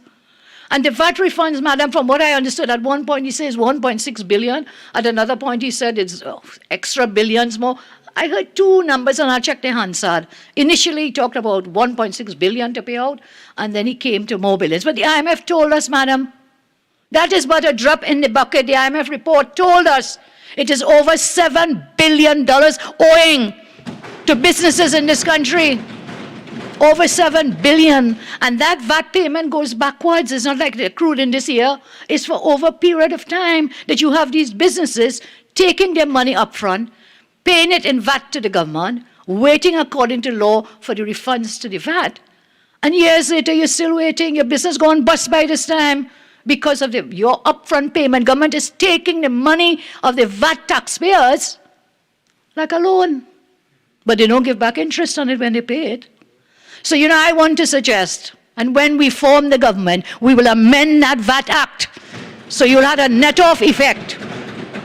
You will have a net-off effect against your taxes. You cannot keep doing this. And this government has been the worst in using the money from the VAT people. And these are small businesses, some big, some larger, whatever. It is a dangerous pattern of behavior in holding on to the VAT. So don't come to votes. You're going to, recover the economy and boost the economy. You're going to pay all these VAT refunds. And then who are you paying it to? Whom? Right here in that SFC, we saw it with respect to a company. I think it was Beijing Construction, if I'm not mistaken. So if I may just find that the numbers there.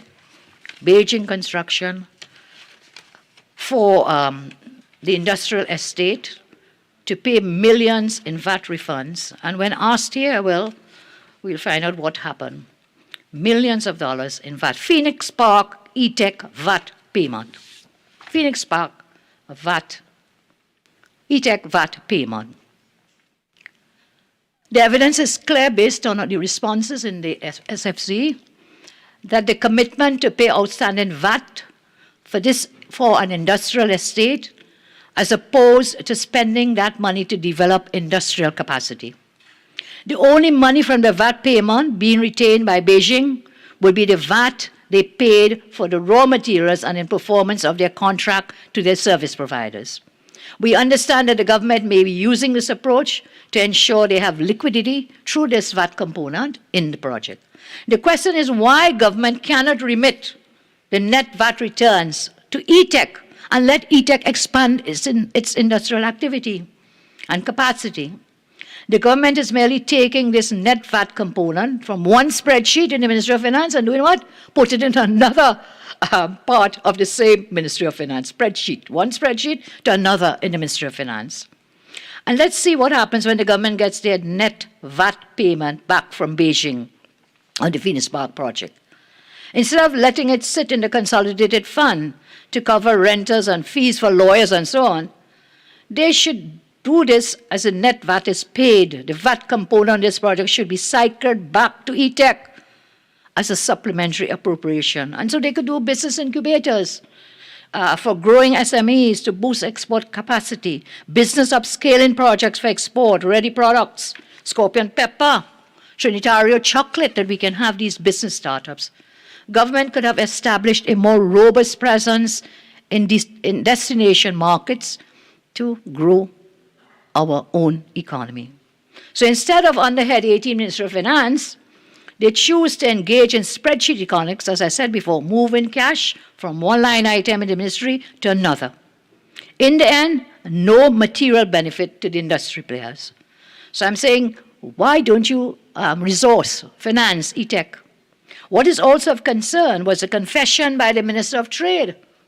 A stranger to this house came from the other place, Minister of Trade, that some $25.9 million will be used to pay the same foreign company. And I quote here from her words, "It is associated with the extension of time request." Listen carefully, you know what this is for. "It is associated with extension of time requests by the contractor to ETEC, and these sort of claims are associated with inclement weather." We're talking about $25.9 million, inclement weather, with shutdowns during COVID, with increased shipping rates, squatter issues, etc. What squatter issues is 25-point-something million? What squatter issues? I wonder what squatter issues we are repaying for this 25-something million. I wonder what kind of inclement weather we are paying 25-point-whatever million dollars, man. And then you want to come here and boast you're paying VAT refunds and doing all these things when you have people in this country cannot put a plate of food on their table.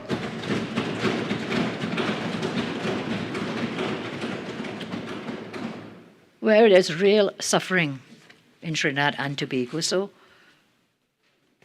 I ask you again, where all the money gone? We want to know where the money gone. Tell us the accomplishment apart from telling us that you didn't have to borrow. You didn't have to borrow. So I said I listened in astonishment. And not just ordinary astonishment. I listened in abject astonishment, meaning my heart was so depressed, my soul, my spirit, when I see that in this entire $3 billion more you want to spend, nothing for people, nothing to help the ordinary people of our land, nothing. Nothing to create jobs, there's joblessness out there. Nothing to really help crime. I think MP Saddam, under national security, the increase for the SSA, and the minister couldn't tell us if one CCTV camera had been repaired. Not one, he couldn't tell us that. And then said he chose to answer that question in what? In silence. Minister, you should just go home in silence. Just go. Crime is such an all-time high. Cannot tell us when we came to the parliament, and this is not to use the death of one of our daughters of our soil, with the Andrea Barrett matter, when it came about the CCTV cameras, you know, not one camera going up there yet. And another body was found. Another body was found. I saw someone telling me the Prime Minister went up to a repo. Is a repo his place? To see a cow or some animals on a farm. He never went up a repo where when all these daughters of our land, their bodies were found. Never find time to pass. But you're going up to see somebody, cow I think it was. I saw a picture. Maybe mistaken. What is your care for the children of this land? You drill up and dig up and put out yesterday a 25-year-old report. And then you're going back 25 years to look for Pandy, that he was in government. Out of those years, how many were you in government? What did you do with that report? What did you do? The famous Sabah, infamous Sabga report, what did you do? Coming down now, 25 years, witch hunting, when you, out of those the majority of years, you were in office. So look, no crocodile tears from that minister about his children's homes, you know. No going back 25 years. You are in charge now. Do something.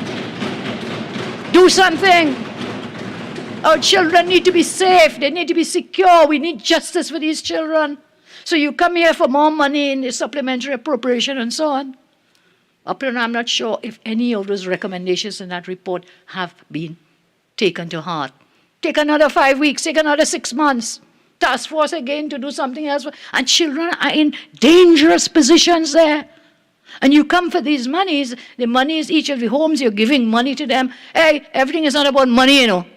It is about getting these children into safe places now, not leaving them there until you can deal with whatever issues that your task force will come up with.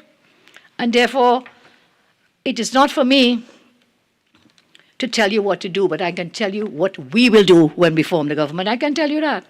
I can tell you we have a track record of what we did when we were in office. There is a track record, and no amount of silly noises is going to help you escape. In every sector, we were able to bring a better quality of life, a better quality. My colleagues will share some of that. And why I'm raising this, madam, is because of the expenditure. You have spent X and Y amount of dollars, and still the children don't have their laptops. You have a prime minister boasting he get 32 or 42 or even 100 laptop.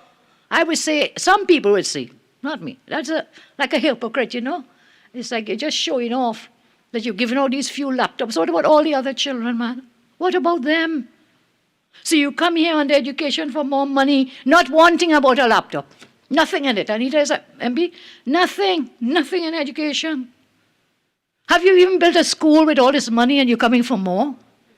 Have you even built a police station? You know, we built about 8 or 9 police stations. We built over 106 schools. We could show where the money was. You can see it, you can touch it, you can feel it. In economy, under the economy, we got $48 billion in FDI. What have you got? Under this government, we had minus FDI. Over $10 billion, zoops, pick up and fly away and went away. FDI outflows negative. And you come to boast that you can see clearly. You told us that years ago, you didn't say it today. But you say some people only see in doom and gloom even when the sun is shining. But Minister, the sun is not shining on our economy. All the vital signs of the economy are in trouble, every single one. No matter how you try to polish it up and put it out, every single one in the economy. And I know we are doing with the supplementary appropriation, Madam Speaker. But the minister went at large. The minister went at large. He spent the time reading out the certain heads on the amounts and then went to talk about public debt, to talk about GDP. So many other things the minister inserted in this, and he was not found irrelevant. He was not found to be out of the on the track with the matters being debated. No. He was allowed to do all of that, and therefore I'll respond to some of that. Member? Yes, ma'am. I'm sure you don't mean it, but there's an imputation in those statements. All right? So please watch it. Sure. The only imputation, madam, is not to the chair. It is to the Minister of Finance. That is it. Nothing to the chair of this honorable House or to the honorable Speaker of the House. And so we went into this, and again, the maths not maths, and I said that last budget time. Once again, MP Anita had given me those words, maths not maths, and she says the young people say. So when we look at the supplementary appropriation and so on, and in the Standing Finance Committee, we are not seeing the maths in, adding up. It's just not adding up.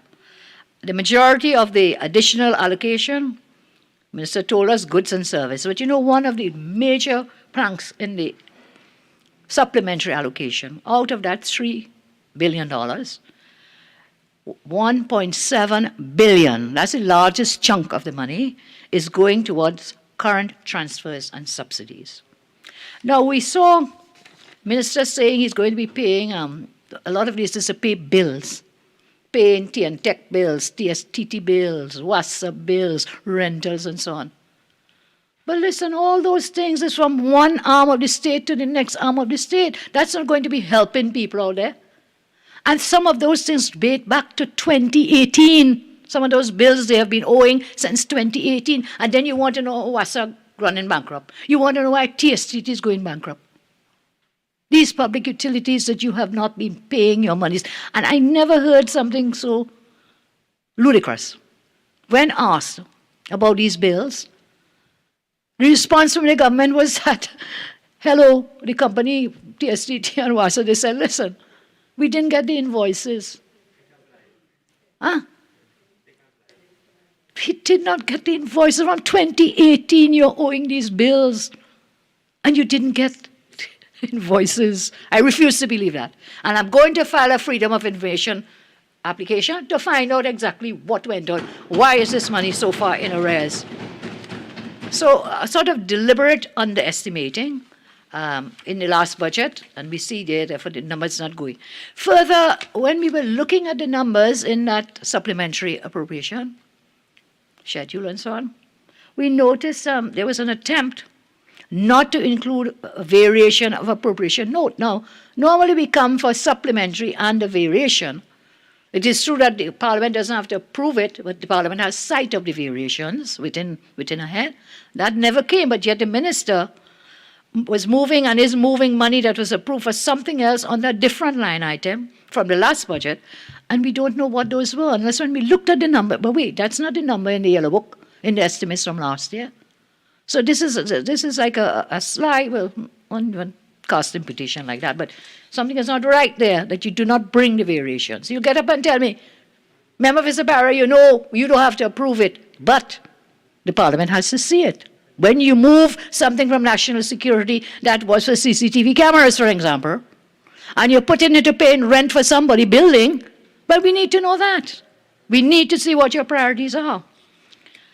We saw also the avoidance of answering questions. Avoidance of answering questions.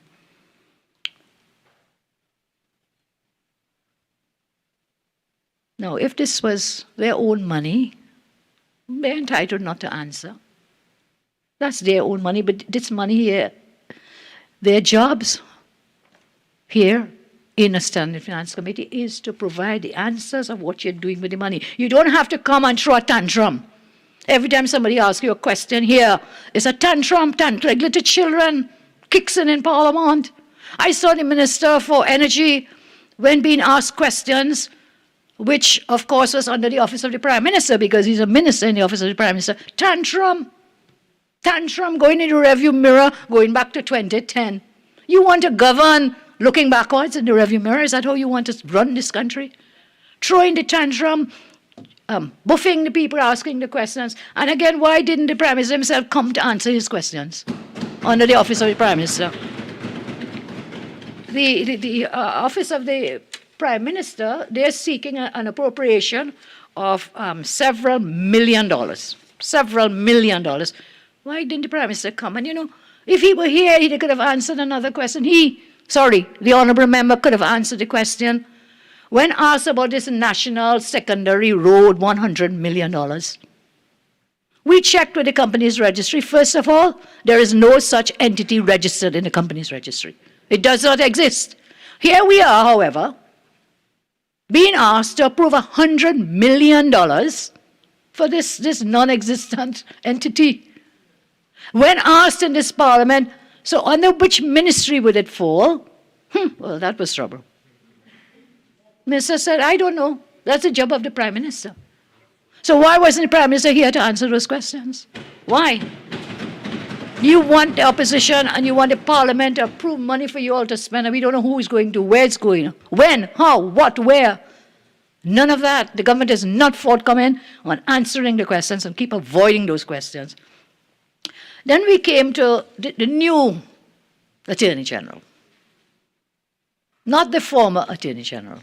The new, green Attorney General. New. And it was green in the sense of being new. It was clear that he really needs to get some help from his colleagues. Because when we asked him about fees, legal fees, now that is an issue, madam. In the SFC, we asked about legal fees on various heads that you were seeking money to pay these legal fees and so on. The AG quoted something or said something, I don't know where he got it from. The end result of what he said was, low. I'm not giving that to you now. I'm not going to answer those questions. Now, even the former AG came to this Parliament and laid all these legal fees that had been paid out of that office, and this is what the new AG said. I quote, this is from the SFC report, page 31. Has been the practice, member, of the Office of Attorney General and Legal Affairs to pay respect to the concept of fairness, and if an attorney wishes to have his name disclosed, he would first be asked. Really? That's the practice? You have to ask the lawyer first? Well, AG, you are one of the lawyers who receive fees. Why didn't you give consent for your fees to be disclosed? You could give permission to yourself, of course. You didn't have to wait for anybody to give you permission. He continues, the Honorable Attorney General, I was not aware that I was going to be asked to disclose the name. I certainly will ask of that attorney whether he consents, and that information in the normal course will be laid in Parliament according to the custom. I have some questions for you, Honorable AG. How long has this practice been in effect? How long? I've been in this Parliament longer than you. And I have seen time and time and time again that the practice is to answer the question.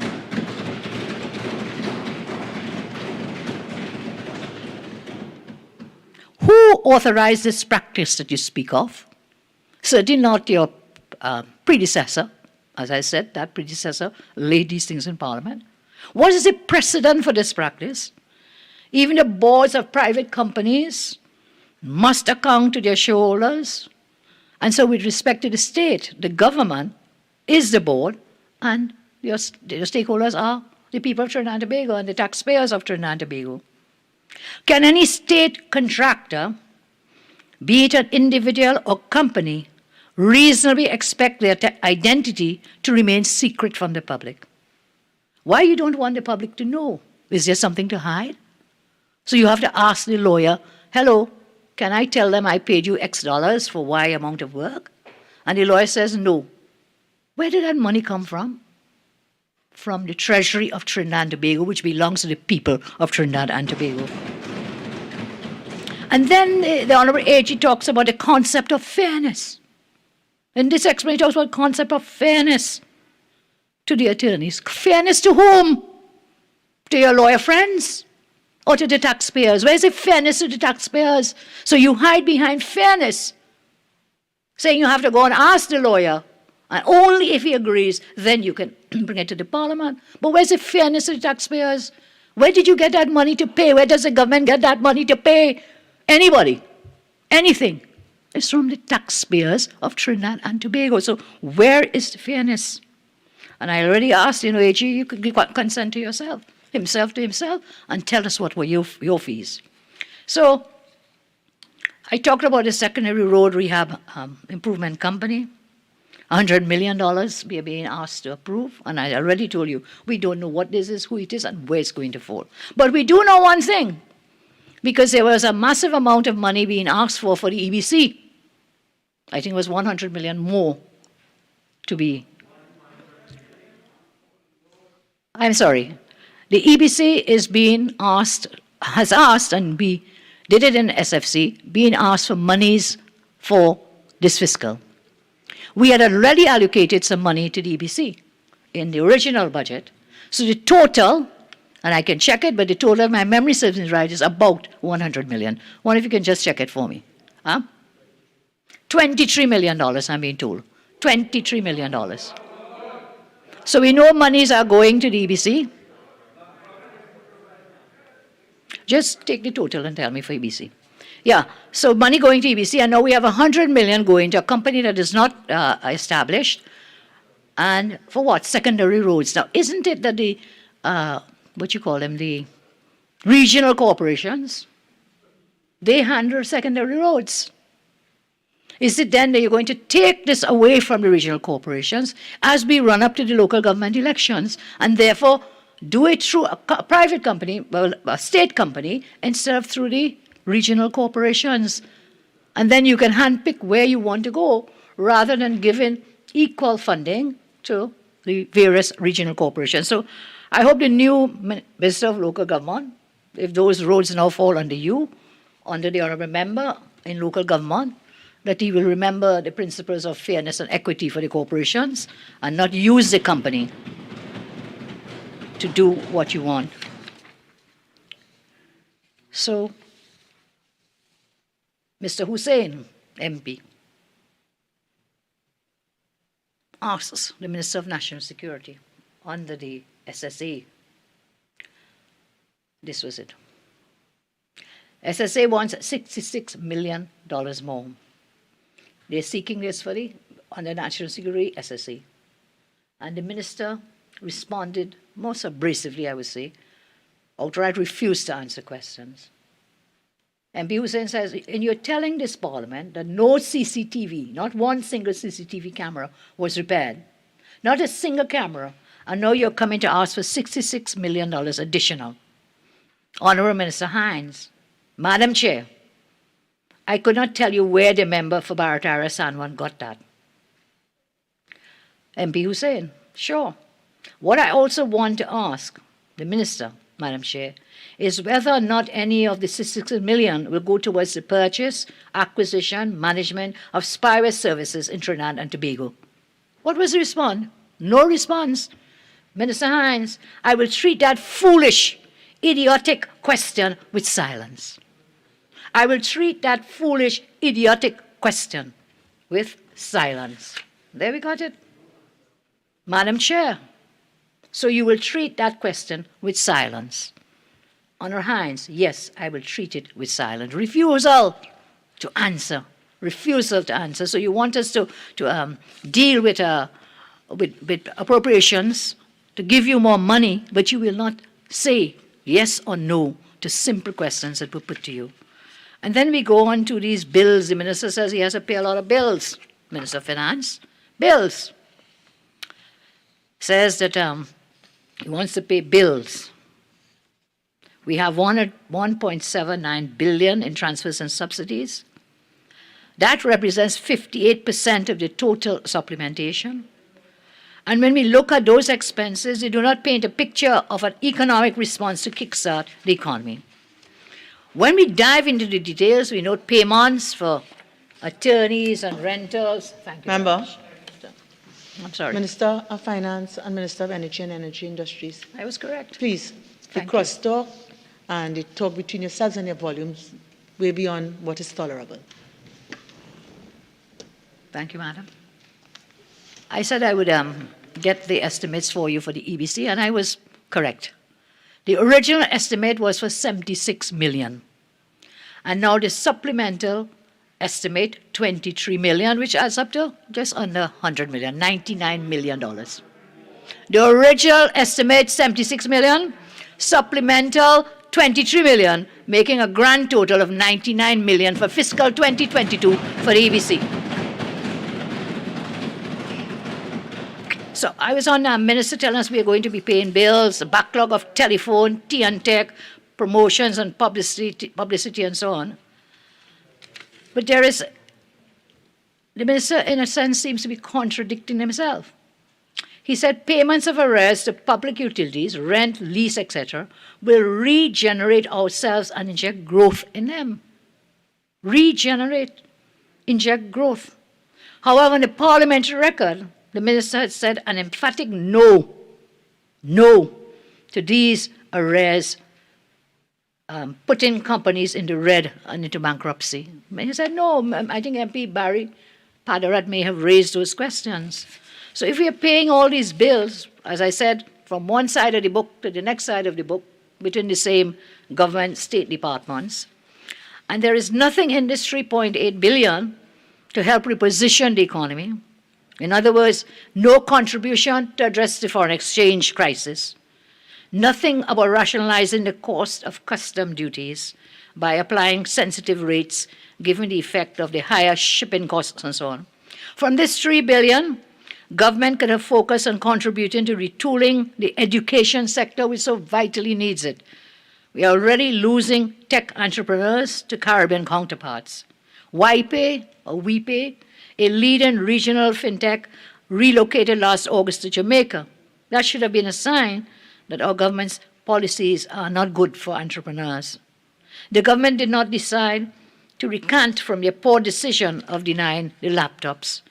And so there's no support for major economic sector to stem the loss of jobs, the tide of the loss of jobs. They have abandoned, as I said, the concepts of game changers.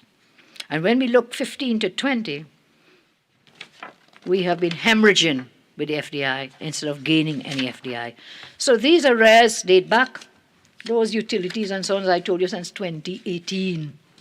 So I don't see where you're going to get anything to inject in the businesses and cause growth for those businesses. That's not going to happen, Minister. That is a pipe dream, in my respectful view. So we move along now to some other areas. Public debt. The Minister spent a lot of time on public debt. And I'm sorry, Madam, are you trying to get my attention? Thank you. Public debt. Well, the Minister gave some numbers. Again, I don't trust those numbers, because we've seen where they've not been correct in the past. As at September 30th, 2021, the Auditor General, I'll put my faith in the Auditor General, places gross public sector debt at $141.8 billion. $141.8 billion as at September 30, 2021. Well, that's just a few months ago. That's like 5 to 6 months ago. And when we look at the central government public debt, we see fiscal ended 30th September 21, 96.7 billion. 96.7 billion. So that the government, up to where we have those numbers from the Auditor General, increased public debt by $46 billion. $46 billion. So you really have a right to probably go and boast we didn't borrow anything for this 5 months. But we still have some more months to go in the fiscal year, so we will await that grand total at the end of it. The debt burden on the economy is very high, and there's no cogent plan, it appears, is none forthcoming to remedy that debt situation. The further allocation of $3 billion of spending will bring the question about the state of our debt burden. We came out of the pandemic with an economic transformation plan. I wonder what happened to that, the roadmap to recovery something. What has become of that great plan? What has happened to it? No plan. Apart from this debt burden, government has a high debt service obligation. And let me tell you, Madam Speaker, on this supplementary appropriation, Minister spoke about public debt and boasting about it. Right here in this SFC, we saw they wanted money to pay to service loans. How much? Out of that money being supplemented, $291 million is to service debt, meaning to service things, the monies they had borrowed. And so we saw on the head 13, the Office of the Prime Minister, interest payment on a treaty $500 million loan, UDCOT. There's just the interest now, you know. In some of these instances, the money that you're now asking for, they are going to pay just interest, so the debt remains there. So we're borrowing money to pay interest, to borrow more money, to settle debt. Head 13, I said, UDCOT, interest payment on TT $500 million, you have to pay, if a loan payment, $5.271 million.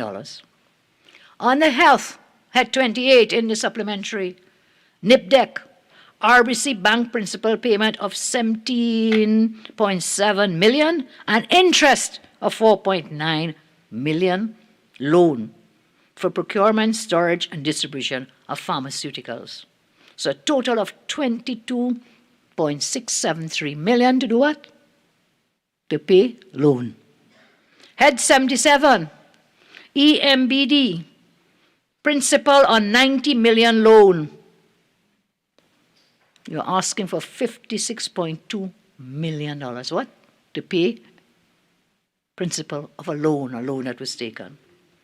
On the head 80, tourism and culture, NCC, principal payment on TT $100 million, 2-year loan. You're asking for $20 million to pay money on this NCC loan.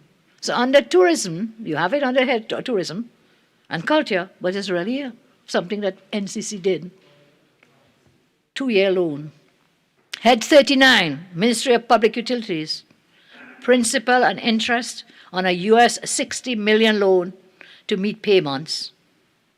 Amount being asked for in total, $161.3 million. All of these money is going towards paying principal and or interest on loans taken by governments. So therefore, that's not going to bring any growth. That's not going to inject whatever the minister said. This $291 million to pay loans is not going to inject anything. Because you're paying interest here, and then you'll come again and you'll refinance some of these loans. That's what has been happening. Refinance, and the interest keeps going up. Here's another one. Head 39, Ministry of Public Utilities. US $25 million loan facilities to settle an outstanding balance of an existing revolving credit facility. How much are you asking for here? $16.4 million. On the Head 61, housing, Unicot principal payment on a TT 51.1 million loan, a 1.5% 3-year fixed rate term. You're asking here for $8.9 million to pay this. Head 61, housing, Unicot interest payment on a loan, you're asking for $303,663. Grand total money that you're just putting on paper is $291.2 million. So out of this big $3 billion, that is sunk. That money is lost money, sunk money, spent already, that you're now paying for loans over periods of time. So government paid last year, madam, last fiscal, they paid $10.75 billion, not million, $10.75 billion in charges on account of the public debt. Understand this, Understand this, $10.5 billion in charges on account of public debt in the last fiscal year. Clearly, some type of restructuring of the public debt needs to take place so that we can reduce this annual payment on account of the public debt. This would help government to spend needed billions annually in projects that would help attract foreign direct investment, create the economic turnaround that we all really want to see happen. What we observe by this supplementary appropriation is more of the same, again, seeking to pay these bills. Now, the government may well advance that in addition to the $3 billion is being paid for from increased revenue, it does not erase the already anticipated deficit of over $9 billion for the current fiscal period. The minister attempted to explain this deficit, the fiscal balance. This means that the financing of the rest of the budget will still involve borrowings. So there will come a time when the government must turn the corner on borrowing. Borrowing should be done in a very judicious manner. You can see the high numbers that we have. But by their results, it is clear the government has no clue on how to grow the economy. Therefore, they engage in borrowing to pay debts, taking loan to pay loans. Government from day one has sought to tax, borrow, and spend. As I said before, no plan, no strategy, no policies to grow the economy and to create jobs. So public debt is still exceedingly high, and a lot of the money from the supplementation, $291 million, is going to pay debt. It's not going to create a new job. It's not going to create any new hospital beds. It's not going to build a police station. It's not going to bring down the cost of living. All of that is sunk money. One may even call it dead money. It's money already spent from way back when that you're now seeking to pay. So that's not going to regenerate businesses. That's not going to inject any growth. It will be a further drag on the taxpayers of Trinidad and Tobago. When we look at the minister talked about statistics and how this so great statistics. What happened to that National Statistical Institute bill that you brought in 2018, which was to help deal with getting reliable and credible statistics? I understand it went to JSC and lapsed, and since 2020, it never been brought back. But we need it because we don't trust the numbers thrown out by the government. We don't trust them.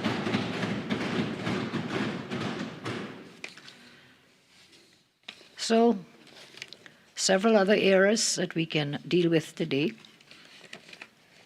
Fiscal balance,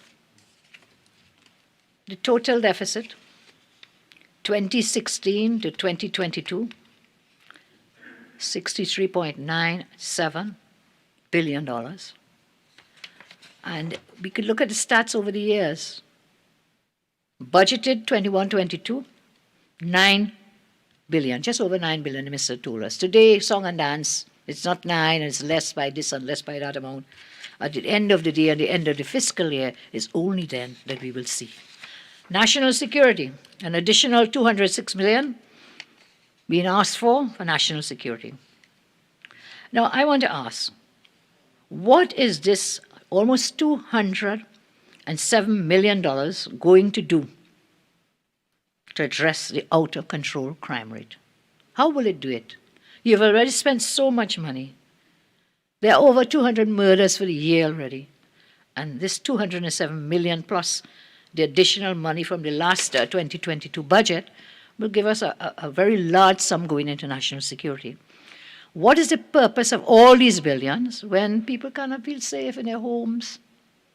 You know, I heard a reporter from Central, a former reporter, dragged out of her home, beaten on her head. I mean, in her home, in the night, sleeping in your bed, dragged out. She's not the only one. Many home invasions, murders, abuse of children. So how is this going to help us? I hope the Minister of National Security will not choose to answer these questions in silence, and that he will tell this Parliament how he intends to use the additional $206 million. So you have serious questions to answer. Out of the money, 66 million was going for SSA, and I asked things about that already. So what? What is going to happen now with the rest of the several millions that the minister is asking for national security? And I want to ask again the question my honourable colleague MP Saddam Hussein asked you. Is any of this any of these millions going to be used to buy spyware and malware? If not, how much was already spent from your fiscal 2022 budget? The country deserves answers as to what you are doing with their money. And when we come to the Office of the Prime Minister, well, look at what happened here. The Office of the Prime Minister is requesting almost $60 million additional dollars in this supplementary. $60 million of public money, in addition to a $559 million that was already allocated from the budget last year. What is this for? They're asking for $2 million to do what? To spend on something called promotions, publicity, and printing. $2 million. This is on top of the already $4.5 million allocated in the last budget, so $4 to $6 million on promotions and publicity. And there was a strange line item in the estimates for the supplementary about to do what? To promote the government's vision, to pay for publicity and printing to promote the government's vision. But you have none. So I don't see what you're going to promote, what you will try to promote.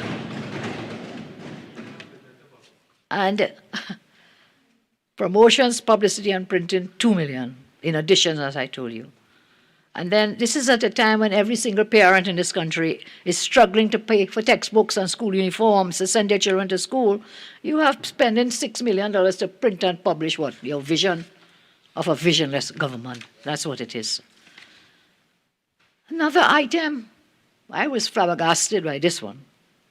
The Point 14 Highway Commission of Inquiry legal fees.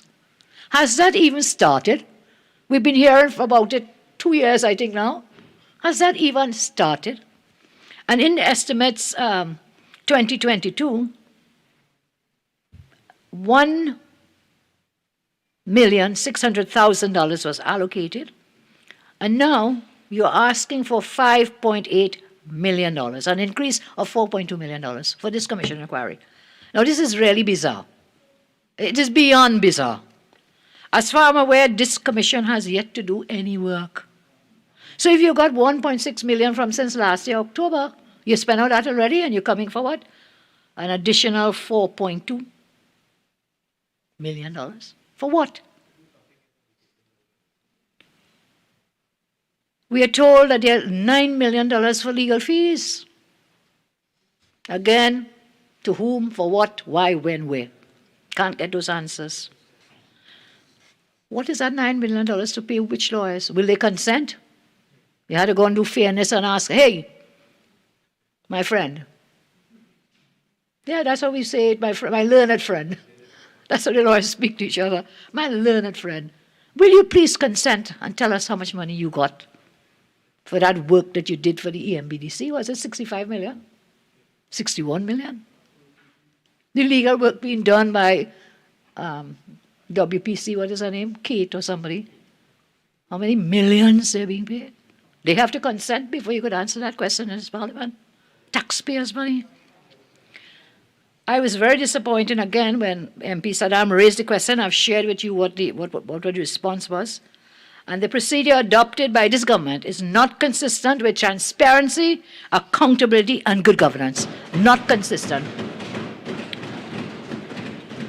A dodgy procedure will enable people to enter into secret deals at the expense of the public purse, the taxpayers' purse. Without these checks and balances, we're in for a very sorry time, Madam Speaker.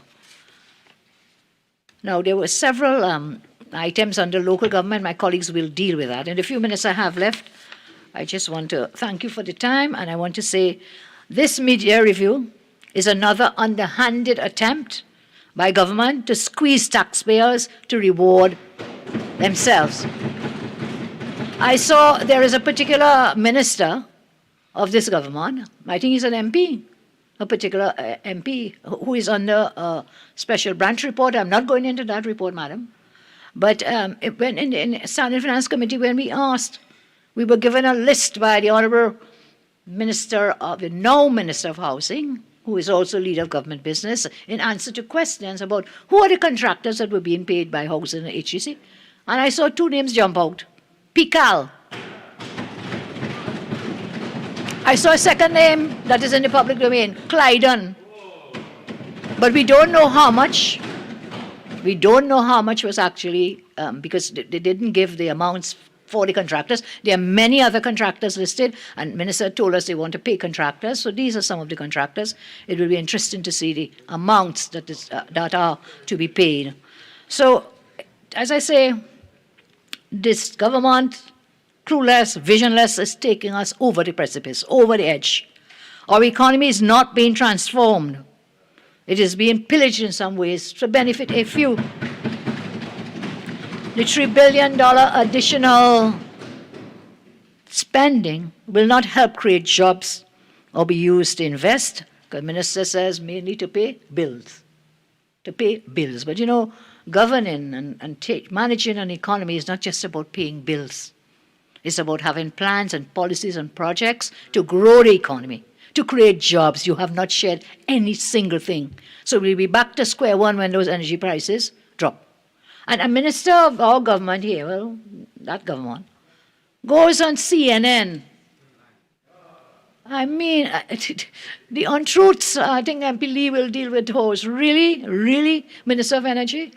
You have gas to supply Europe because of the Ukraine war and the Russian war. I mean, really? Your production has fallen to the lowest in decades. Why would you go and mislead the international community? And they will find you out, you know. They will know it's not true. MP Lee will deal further with that. So, thanks to the complete mismanagement and corruption by this government, our nation, how come? Okay, thank you.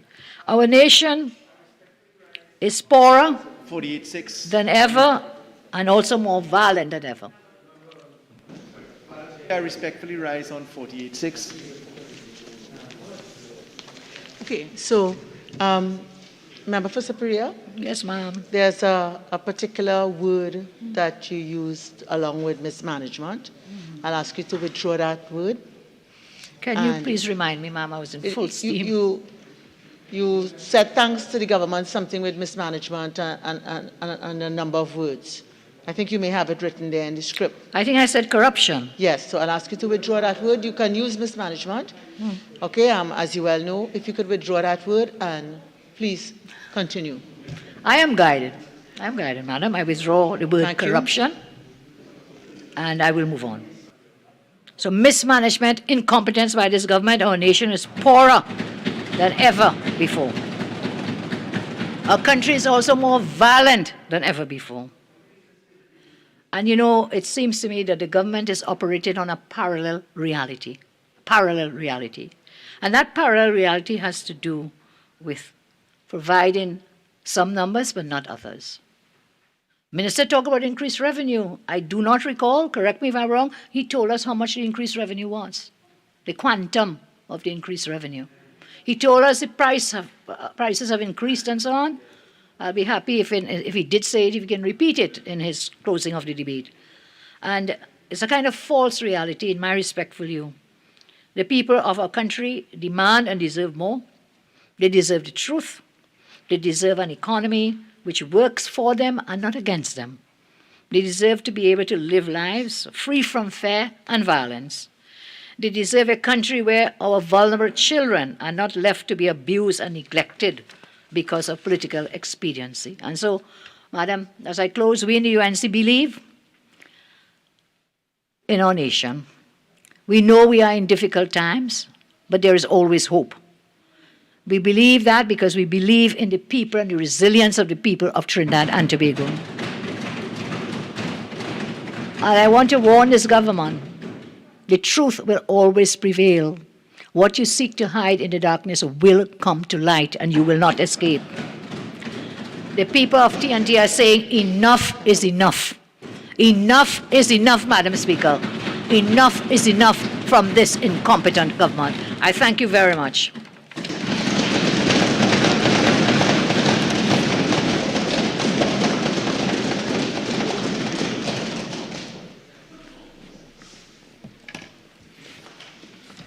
Okay, so honorable members, I think now is a convenient time to suspend. We'll suspend till 4:45 and we'll resume. So this House is now suspended until we shall resume at 4:45.